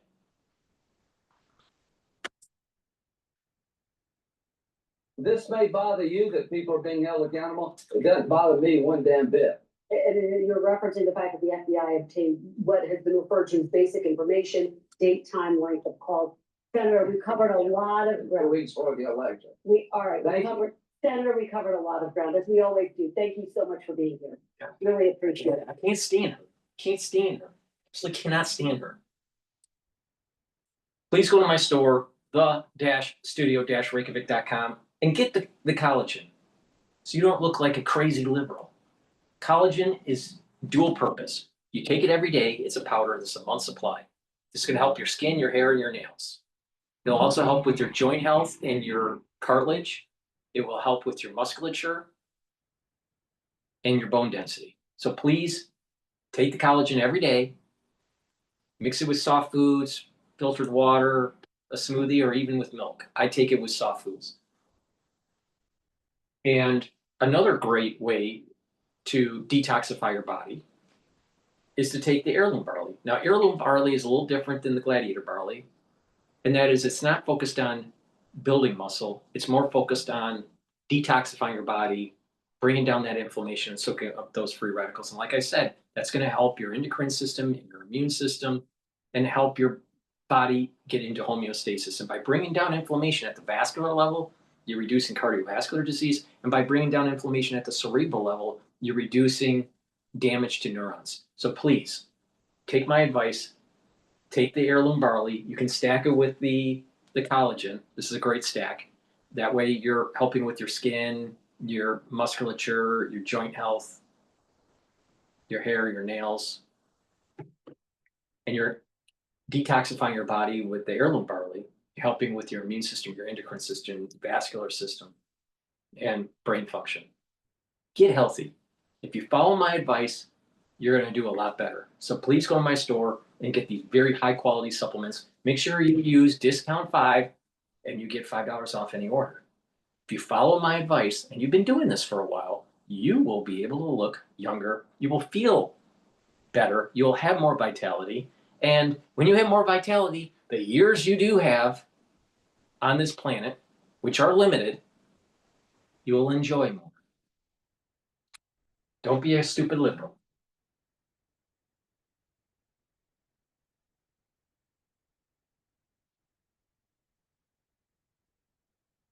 Okay.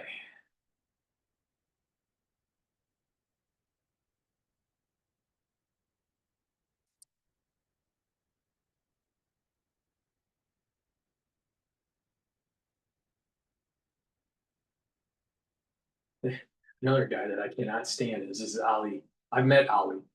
Belshi, Canadian. Another dipshit. Another liberal dipshit.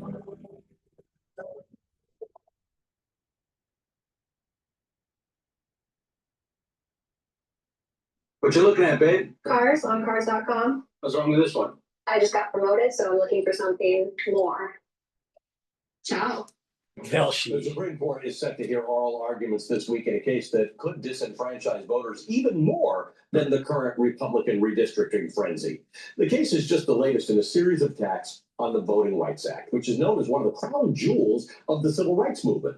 The case, Louisiana versus Calais, challenges a congressional map that Louisiana adopted in 2024 to comply with the Voting Rights Act. That map created 2 majority black districts. Now, it's hard to see because it looks like one, but it's the big purple thing in the middle. Out of a total of 6 districts in Louisiana, you can see them too. The 2 majority black districts are the 2nd and the 6th district. The previous map had only 1 majority black district, even though Louisiana's black Louisianans make up 1/3 of the state's population. That's the kind of thing the Voting Rights Act was meant to address. So in 2022, a group of 12 black Louisiana voters came together, went to federal court, and argued that having just 1 majority black district violated Section 2 of the Voting Rights Act. Now, Section 2 is the most powerful remaining provision in the Voting Rights Act because in 2013, in the Supreme Court decision Shelby versus Holder, it swept away the other key provisions of the Voting Rights Act. So Section 2 is essentially the only thing keeping this crucial civil rights law alive. It outlaws election practices that deny or limit voting rights that are based on race. It applies to election practices like racial gerrymandering, ballot access, and voter registration restrictions. Without Section 2, the Voting Rights Act is essentially moot.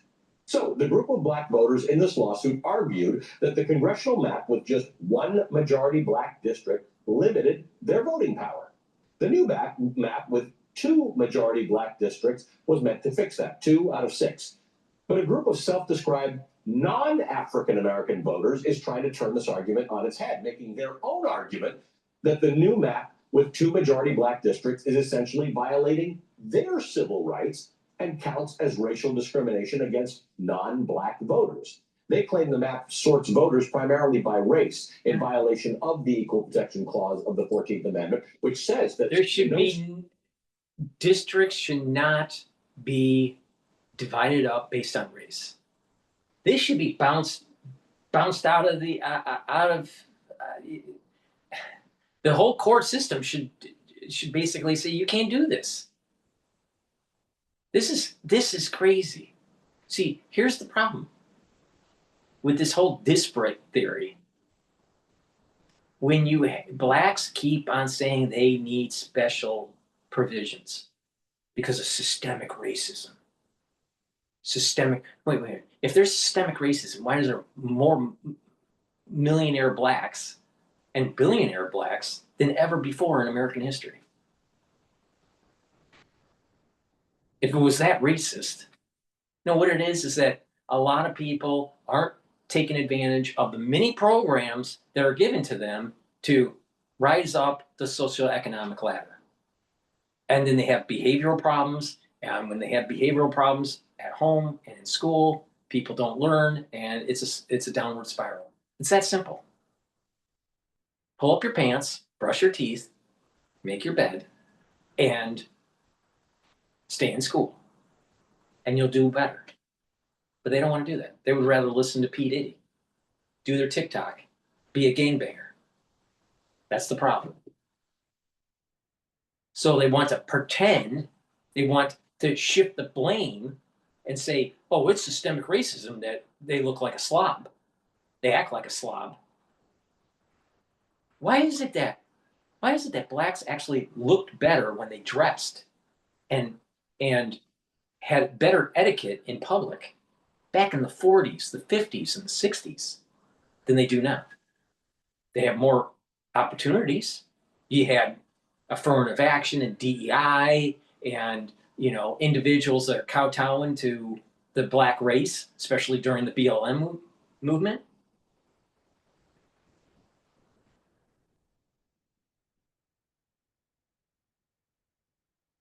No, they want to shift blame. They want to blame people for their lack of putting in the effort. The United States is more colorblind than ever before.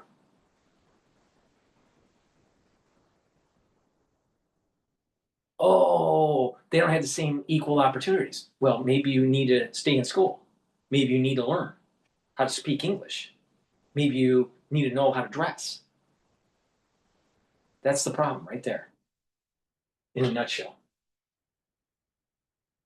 But of course, the liberal from Canada won't say anything like that.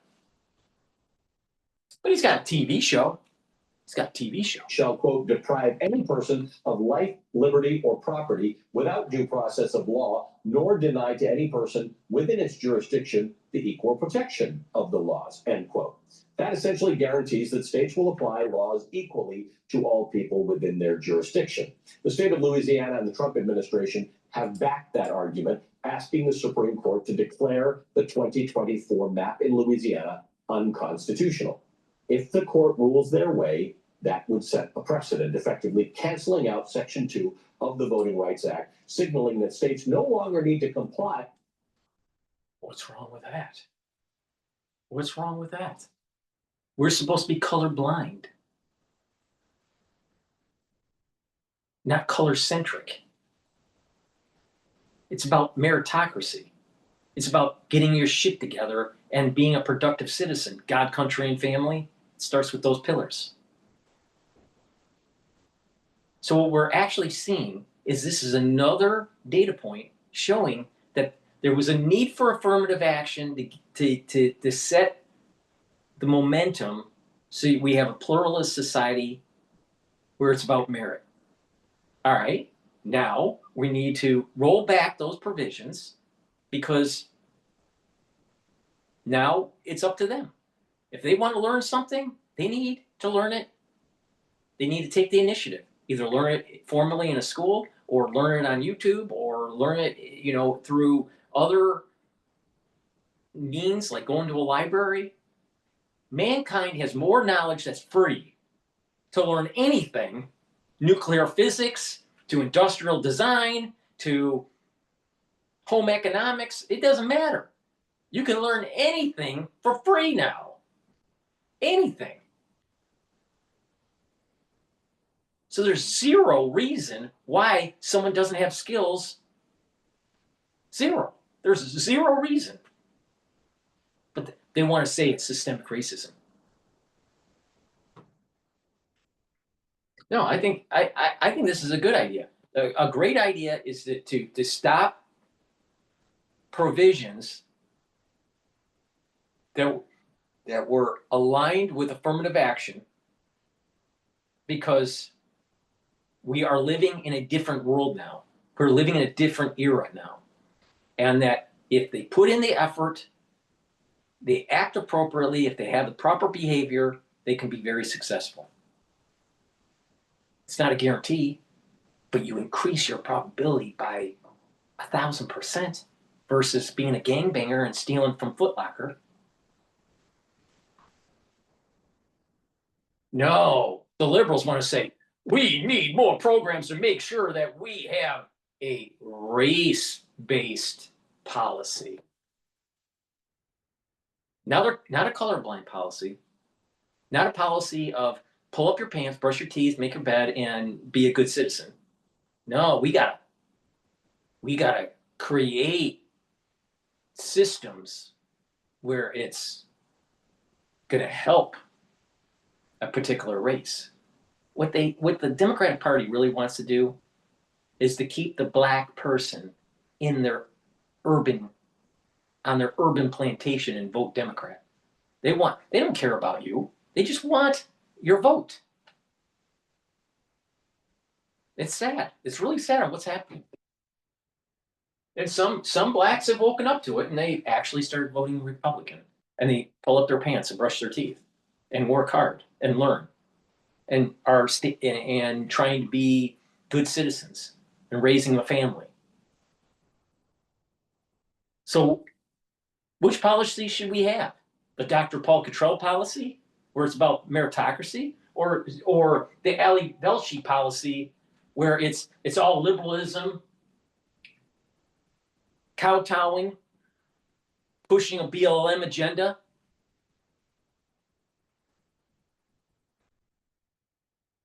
Let's listen to the Canadian.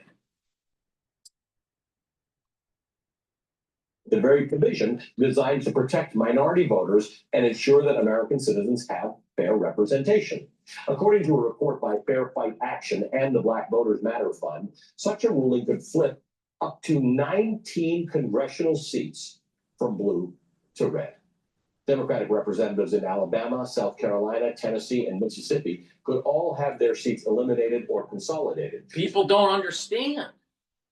Think about this. The Democratic Party,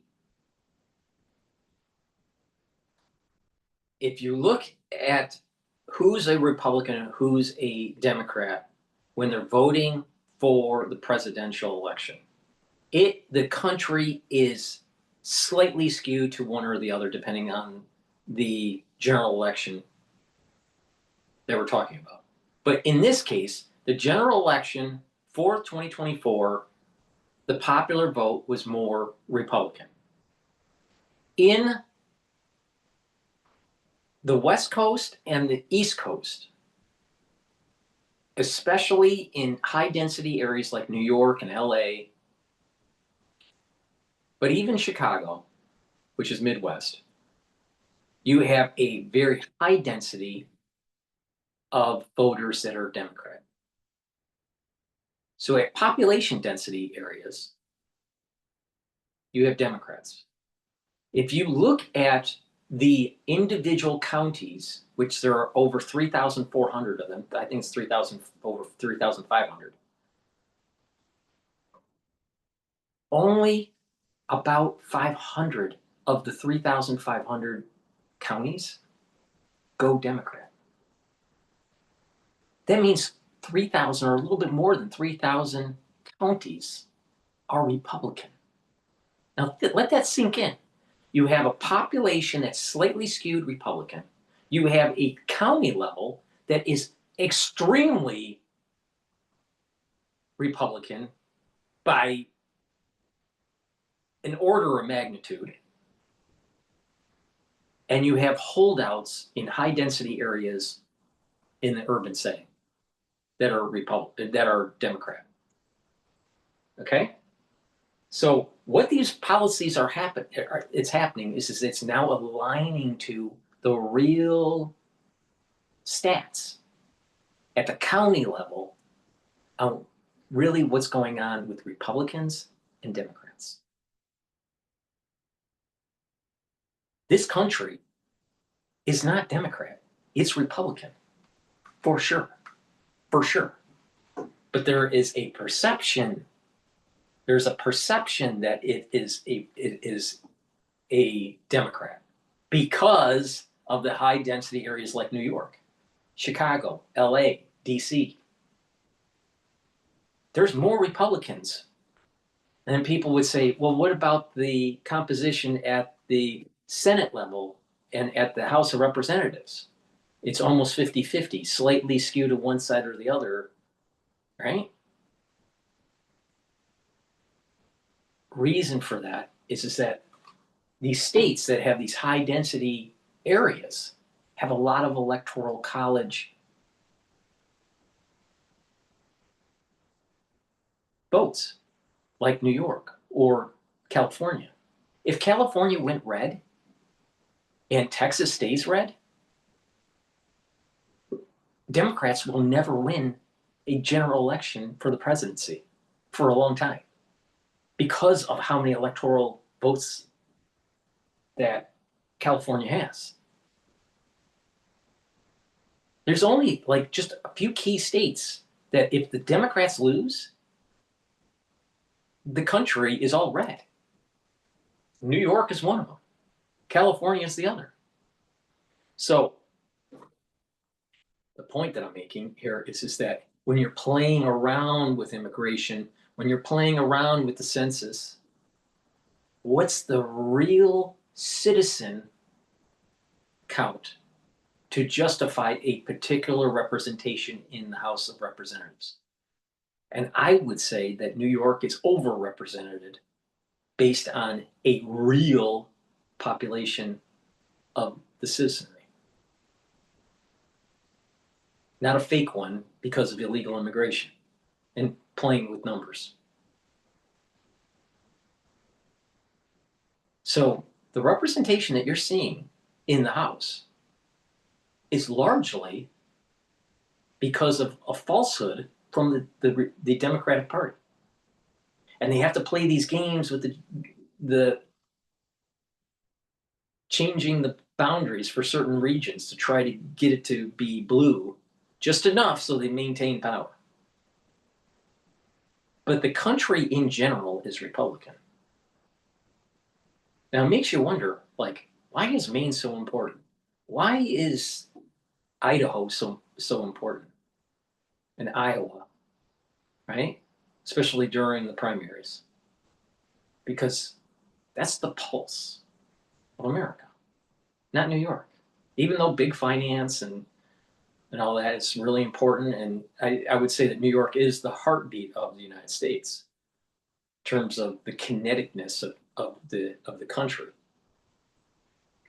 But it's not the consciousness of the political scene. The United States is much more Republican than is explained in the news. I was shocked when I started diving into the details about how many counties were actually Republican. So hopefully the Democrats will lose in this lawsuit and we'll actually have fair regions that are redistrict that allow for a true representation of its citizens. But if you start playing around with the boundaries because of race, that should be automatically illegal.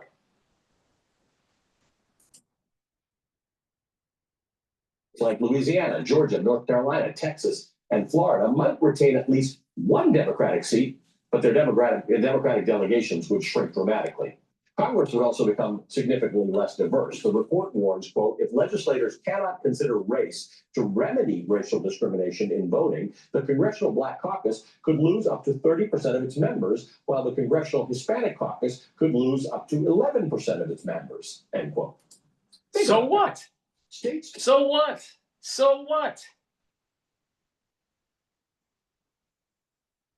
When in Rome, be the Roman. So what?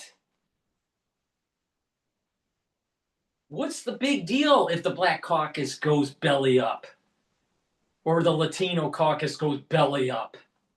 We're supposed to be racial blind. It's about merit. It's about how you contributing, not about how you're going to take, how you band together and take. Is it we the people, or is it we the small group in the Black Caucus and how we're going to try to get reparations from we the people?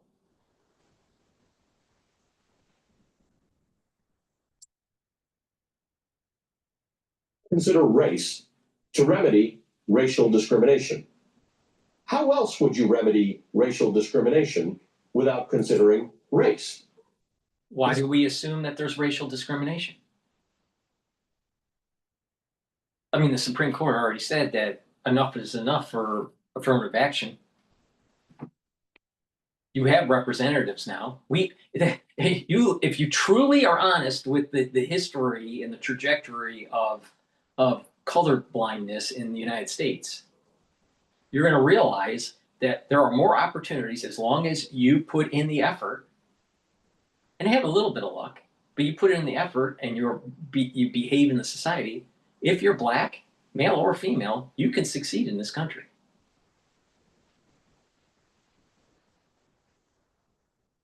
You can learn anything you want. But when you're living in an environment where there's misbehavior, you're living in an environment that's unsafe, and you're living in an environment that doesn't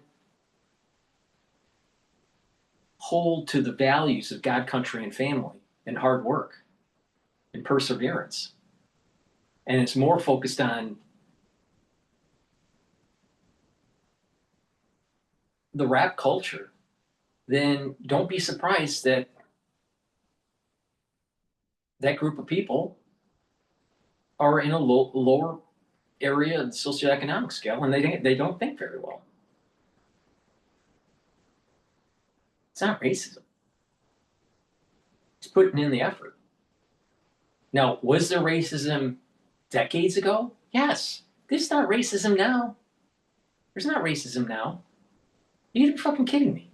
Everywhere on every show that you watch on TV has some sort of mixed race couple. I mean, get real. It's not. We don't have a racist society anymore. They keep on playing that trope. So bromide. I mean, this guy is the definition of bromide rhetoric.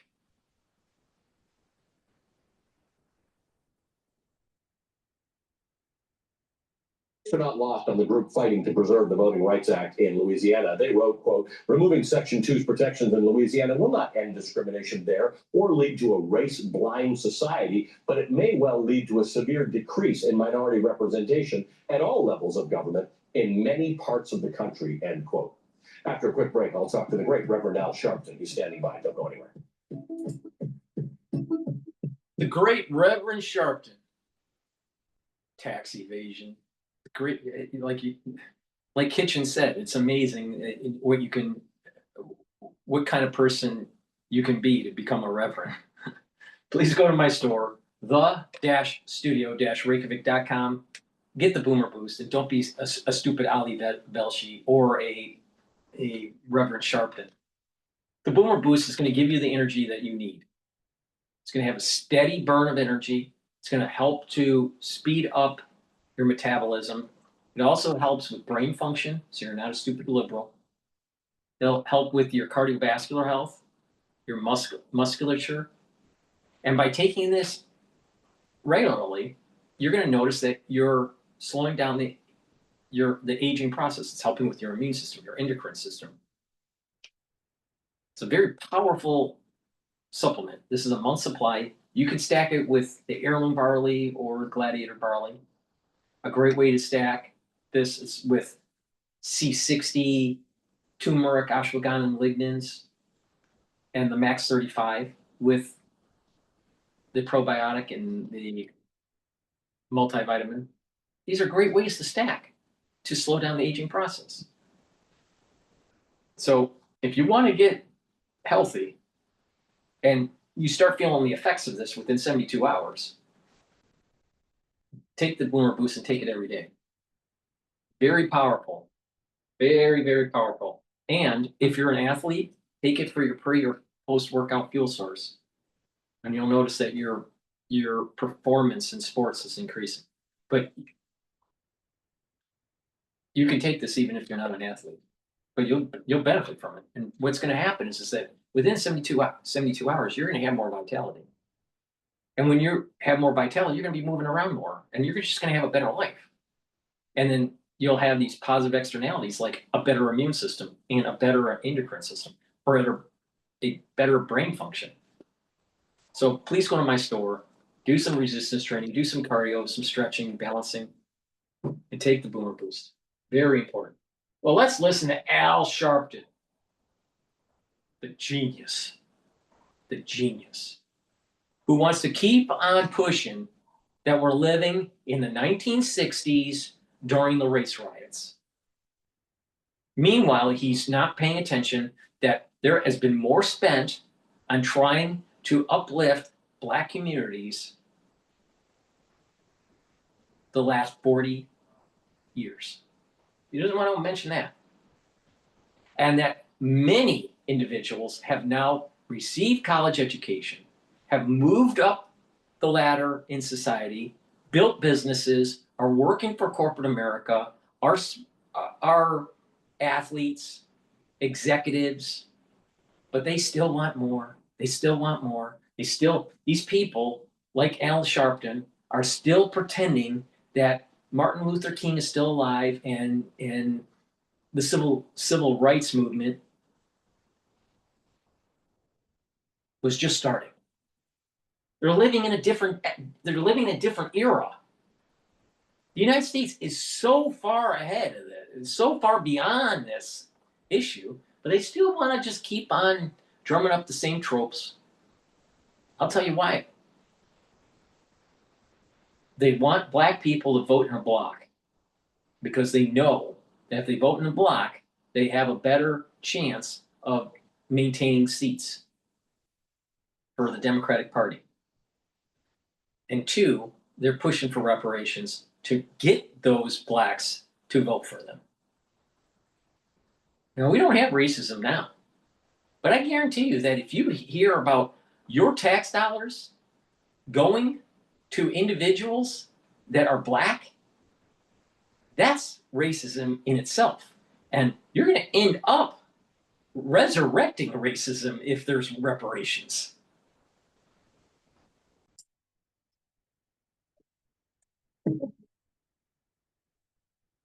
Right now at Raymore Flanagan Sleep Center, save up to $600 on Stearns & Foster adjustable sets and more.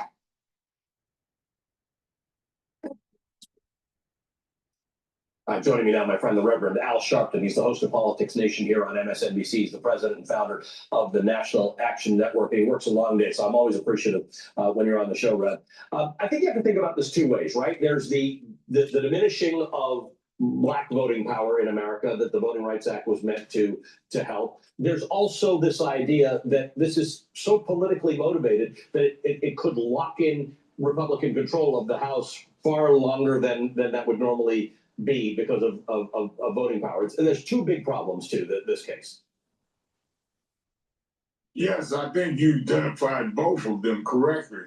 Let's remember the context of the Voting Rights Act and Section 2 was because blacks had been discriminated against, because there were all kinds of Right.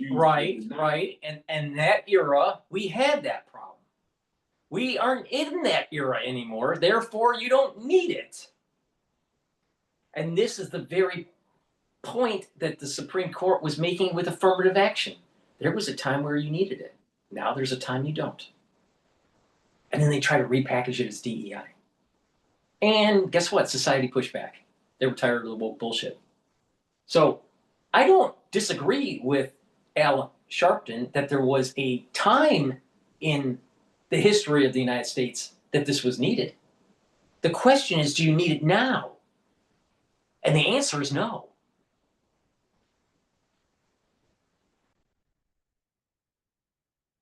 Us the right to vote. How many jelly beans in a jar, all kinds of craziness that robbed us of our right to vote. That the Voting Rights Act was to remedy that, and to say that you must have race as a factor to be fair because you're remedying you being unfair was how it came into being. So how do you now reverse that or drop that by saying, well, it was all right to be unfair? No. There was a moment in time that it was needed. That moment has gone and passed. That's the point here. That's the point. Now they'll say, well, not everybody's a billionaire. Not every black person's a billionaire.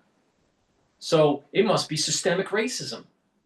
No, it's gotten to the point where black people will need to brush their teeth, pull up their pants, make their bed, and work hard.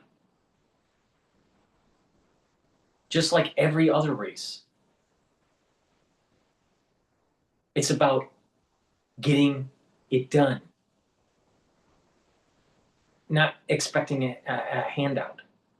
You got to work hard. That's the way it is. Stop misbehaving in school. So many programs have been dished out, and American taxpayers have been paying to uplift the black community. It's gotten to the point where, one, we have a much more colorblind society than we had in 1960s. There are many blacks that are successful. Many communities have merged in a more multicultural way. But you have a lot of people out there that go, well, we want more. We want more. We don't want to try too hard. So what he's basically doing is promoting the welfare state. Meanwhile, he's a multimillionaire. Okay, we have systemic racism. How did he become a multimillionaire? There's a lot of whites that are multimillionaires. I thought there was white privilege. He was able to rise up the socioeconomic ladder because he put the effort.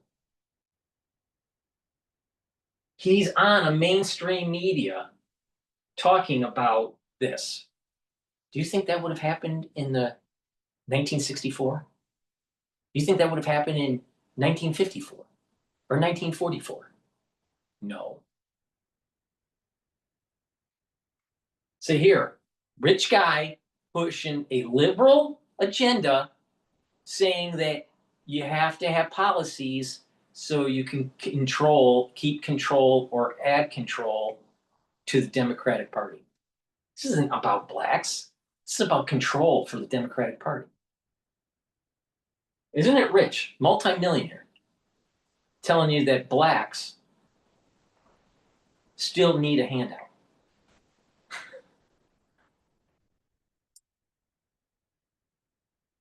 When everything is not equal, we still economically where we are not. living in all the districts around Louisiana. This is the case we're talking about. When you're dealing with mortgage racism and all of that. Oh, wait. Is there really mortgage racism? If you don't have the means to pay for the mortgage, do you think that the bank should be giving it to you? Oh, you're not in every single district? Well, wait a minute here. Not every white person is living in the life of Riley. What is he saying? There's only 14% of the population is black. Maybe 16%, depending on the census you look at. Sure as hell ain't 30. They make you think it is, because that's where the high density areas are in New York. It's around 30% or so black. But in the country, it's about 14 to 16%. That's it. And declining. But they all have to be in all the districts. Why not have the skill sets, build the businesses, and rise up socioeconomically instead of saying it's white privilege? Meanwhile, every single white, black, Indian, no matter what the race is, you can learn anything for free. Anything now. Because of the internet. Because of the library. Oh, it's systemic racism that we have to read. We just want to jump around like a jungle bunny. No, you got to plug into the society. It's about God, country, and family. It's about working hard and plugging into the system and doing your part instead of asking for a handout because of some sort of past wrong. Was there a past wrong? Yeah, there was. Was it corrected? Yes. Does that mean that everyone deserves to be living in a multi-million-dollar home? No. You got to put the effort in. And sometimes you need luck. Sometimes it doesn't work out. You have to try again and try again and try again. But here, he's pushing, there must be systemic racism. And then the next round, when we start having the control of the House by the Democratic Party and maybe even the executive branch, maybe in 4 years, maybe not. But when that does happen, they're going to push reparations again. Now, I'm sure it'll go to the Supreme Court and it'll be found that it's illegal. It's racist. But there's a big problem right there. This country is not racist anymore. Was it? Yeah. But there's more opportunity. There's more, if they put the effort in, companies want to hire people of color because it would add to the diversity of their corporation. But they've tried that with the DEI, but they found out that these people don't have the skill sets that they need.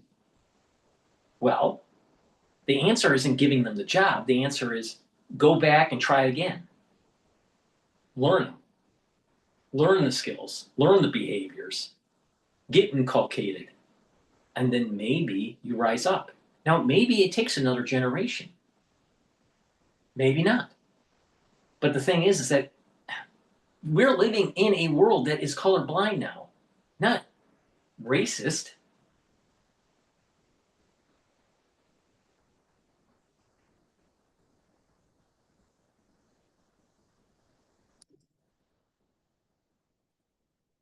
It's not like we're equally distributed. Right. And it's not like the population. Why does it need to be equally distributed?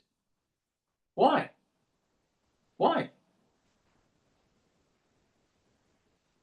Are Protestants equally distributed relative to Catholics? Are Jews equally distributed to non-Jews? Why does it have to be equally distributed? And you're talking about a population that's only 14 to 16% of the country.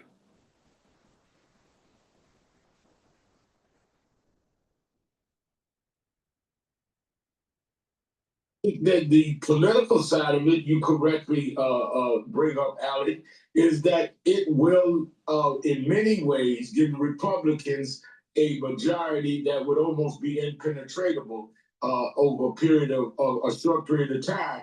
And I think that's the political motive behind it. And then the other thing to think about if you're not in Louisiana is that if this goes the wrong way at the Supreme Court, it will trigger this non-racial, It goes the wrong way. Think about what he just said. Goes the wrong way. Like Allie Velshi has more wisdom than the sages of the Supreme Court if it goes the wrong way. Wait a minute. We have 3 branches of government. It's called the executive, the legislative, and the judicial. The highest court in the land is the Supreme Court. And they sit and deliberate and think about issues based on their different jurisprudence perspectives, all right? And then reach a certain conclusion. Now, not every justice will agree. In most cases, they don't. But who the hell is Allie Velshi to say that the Supreme Court may be doing it the wrong way? What? What? This is the problem. This is the problem with the liberals. If they don't get what they want, they bitch. Yet that's the way our system works. Our system with the Supreme Court, they make the final decision. This is legal, this is not legal, and this is why. But if they make it, they do the wrong decision. How does the Supreme Court justice make a wrong decision? They make a decision. They have facts and you may disagree with it, but it's not right or wrong. It's their decision. It's not up to him to think that it's wrong. Now he has the freedom of speech to say whatever he wants. He has also the freedom to be a stupid idiot. But this is the problem with the mainstream media. They push, the conservative court in the Supreme Court may view this wrong, and therefore they're systemic racist. The conservatives are racist. These people are living in a different world.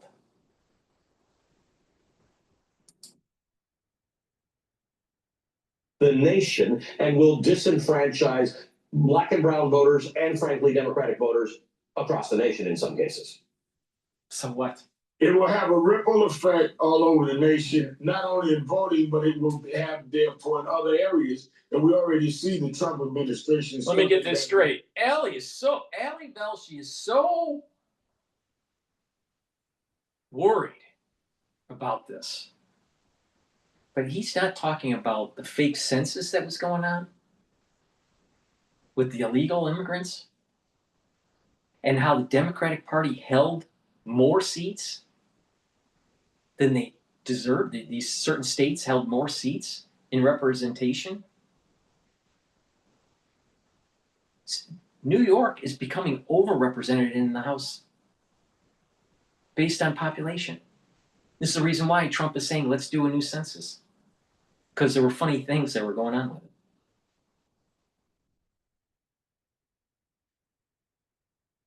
No, the world is all racist. But he won't focus on, well, what about the illegal activity that was going on with the census? So the Democrats could maintain power, maintain the number of seats in these blue states like New York. I don't know if this problem is in California too, but I suspect it is. No, it's all racism. No, it's about power, Velshi. It's about power. It's about the Democratic Party trying to maintain power at all costs, and they know they've been fudging the numbers. They know they've been flipping votes. They know that they've been playing around with voter rolls. and mail-in ballots, playing games with the census. They know it's not about racism, Belshi. It's about power. It's about power.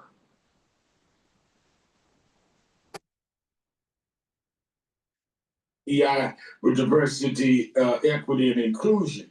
What they're really doing is trying to bring us back to pre-1954 America, where what was normalized was separate and unequal.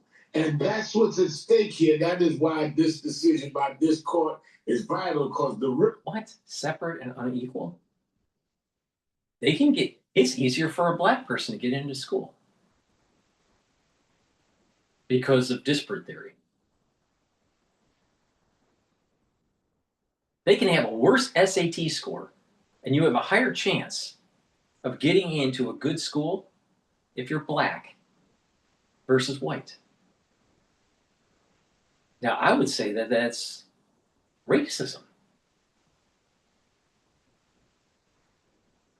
Now, it's really rich for a multimillionaire to tell you that we're going to be going back to the 1950s. See, he keeps on living in this world as if blacks have not risen up socioeconomically. There are more millionaires, blacks, now than ever before in the history of the United States. And it will continue to grow. But the thing is that the ones that haven't climbed the socioeconomic ladder and have stayed in, you know, the middle class or in poverty, they need to pull up the bootstraps and work hard and learn. And it may take a generation, but if they work hard and they build businesses, they get their kids raised properly and have God, country, and family affinity, and they have a strong work ethic, they'll be successful. It may take another generation to do it. But the thing is that this is a country of pluralism. And he wants to pretend that we're still in pre-civil liberties America. We're not. We're not. And when you had all these provisions to try to protect a certain class of people, a certain race of people, because of racism in a prior epoch, well, it's gotten to the point where you no longer need those provisions anymore because we are a pluralist society. The zeitgeist is changed. It's changed. Sharpton, Alan Sharpton, Reverend Sharpton, it's a new zeitgeist. But what are you going to do? What are you going to do? Keep on pounding the table saying it's racism. Keep on pounding the table you need reparations. Keep on pounding the table that you need more provisions from the government. Don't tell those kids to pull up their pants. Don't tell those kids to brush their teeth. And don't tell those kids to go to school.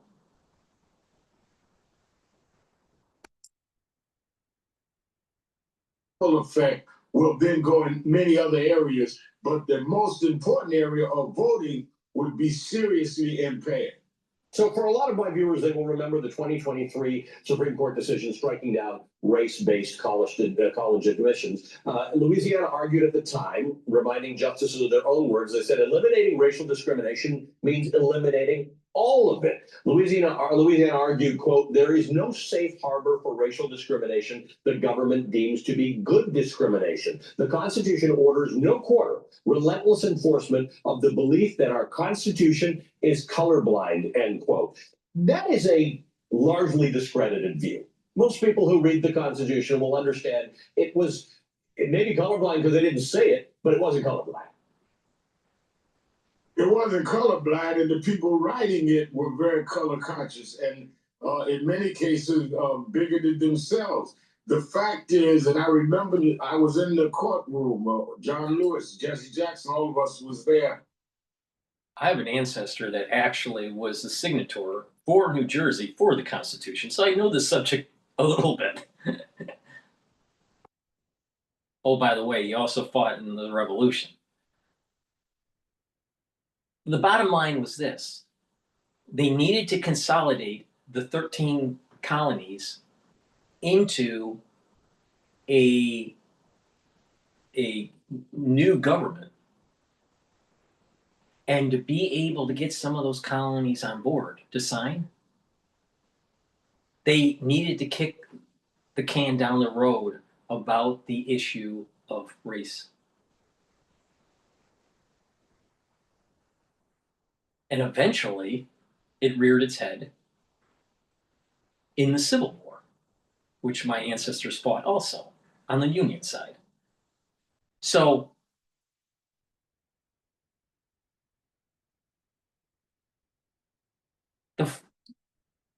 the founders and the delegation that was drafting up the Constitution and its civil liberties, the Bill of Rights, were very conscious of the issues that the country still needed to come to terms with when it came to slavery and whites and blacks in race relations. But they also had the wisdom to realize that the country will get through at some point in the future where they would solve that problem. But it was more important, using the 80-20 rule, to amalgamate the 13 colonies and that confederacy that into a one government. Now, of course, there was the balance of the states' rights and the federal rights, and how much of the federal government should have power, and that's the whole battle between Hamilton and Jefferson. And how much federalism should there be? And over time, that balanced out. But we are at that point now. We're at that zeitgeist where we are colorblind. But people are tired of hearing about XYZ feels like they're not getting their fair due because of some sort of systemic bullshit.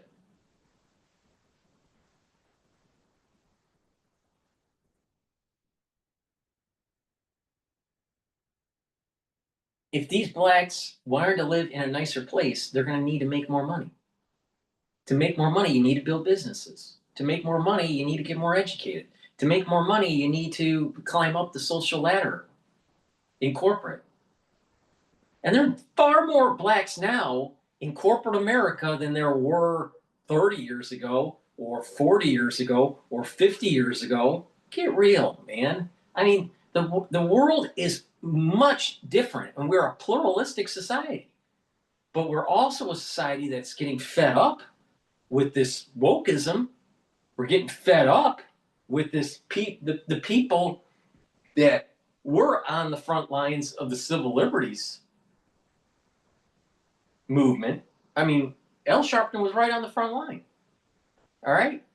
So he represents a generation that did have a problem with race. But we're not there now. So he's just a holdover. He's a holdover. And he represents the black constituency, pushing on liberal media, saying, Democrats, you need to band together and protect these black rights.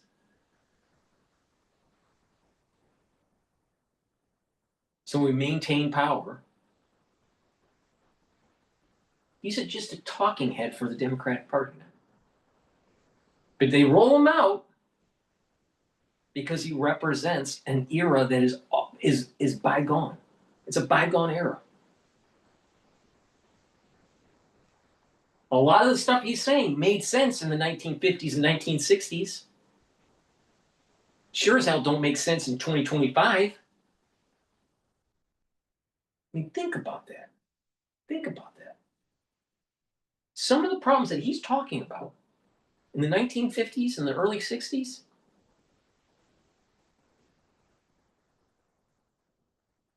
that was a long time ago. Long time ago. Long time ago. A lot has happened.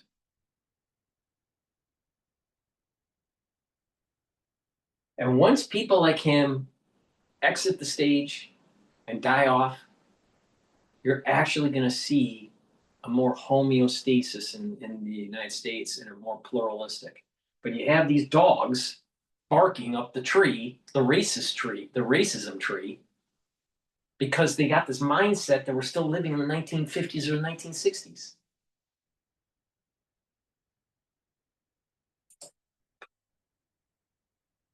From the arguments when they dealt with 4 and 5. The fact of the matter is trying to deal with institutional historical. See, the fact of the matter is, Al Sharpton, Reverend, the zeitgeist has changed.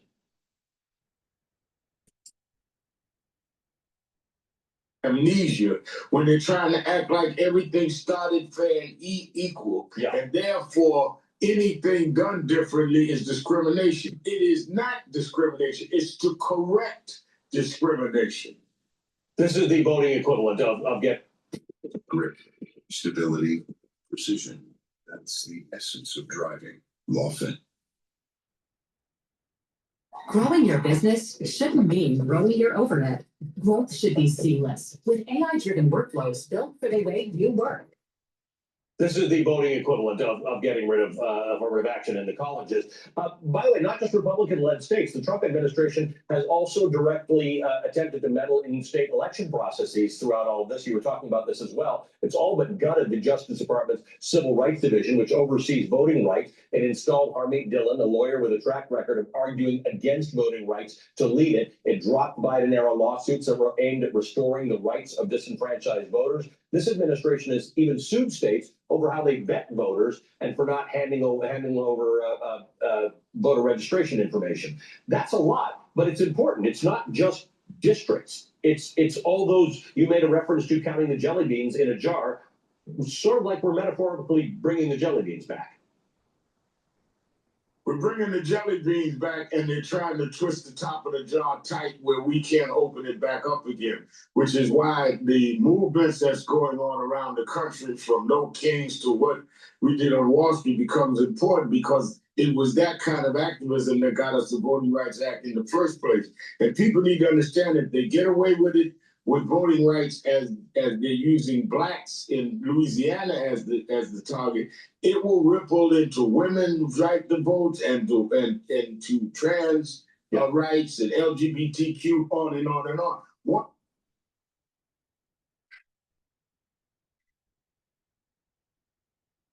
What's wrong with just them having affinity to God, country, and family, and working hard and putting in their time and moving up the ladder, saving money, and stop being a P. Diddy? You look at most blacks, in the inner city, and they are heavily influenced by the rap culture, and that's the reason why they're not doing well socioeconomically. So they'll rather listen to Tupac, and P. Diddy, and that lifestyle than listen to Mozart. Don't you think that's a problem? They'd rather watch TikTok videos than read Plato. Don't you think that's a problem? They'd rather listen to Ali Velshi interview Al Sharpton, telling them you need to riot in the streets and demand your freebies by government. And if you don't get them, burn down the town.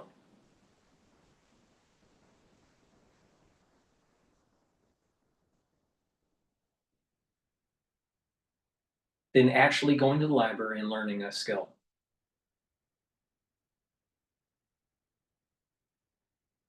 There's the problem right there. You start this train rolling of rolling back rights, everybody's rights will be crashed and be under the train wheels. And that's the important part about understanding this particular topic, which is why I'm so glad that you joined us, Rev. Always good to see you. Thank you for being with us. The Reverend Al Sharpton is the host of MSNBC's Politics. Thank you. He's the president and founder of the National Action Network.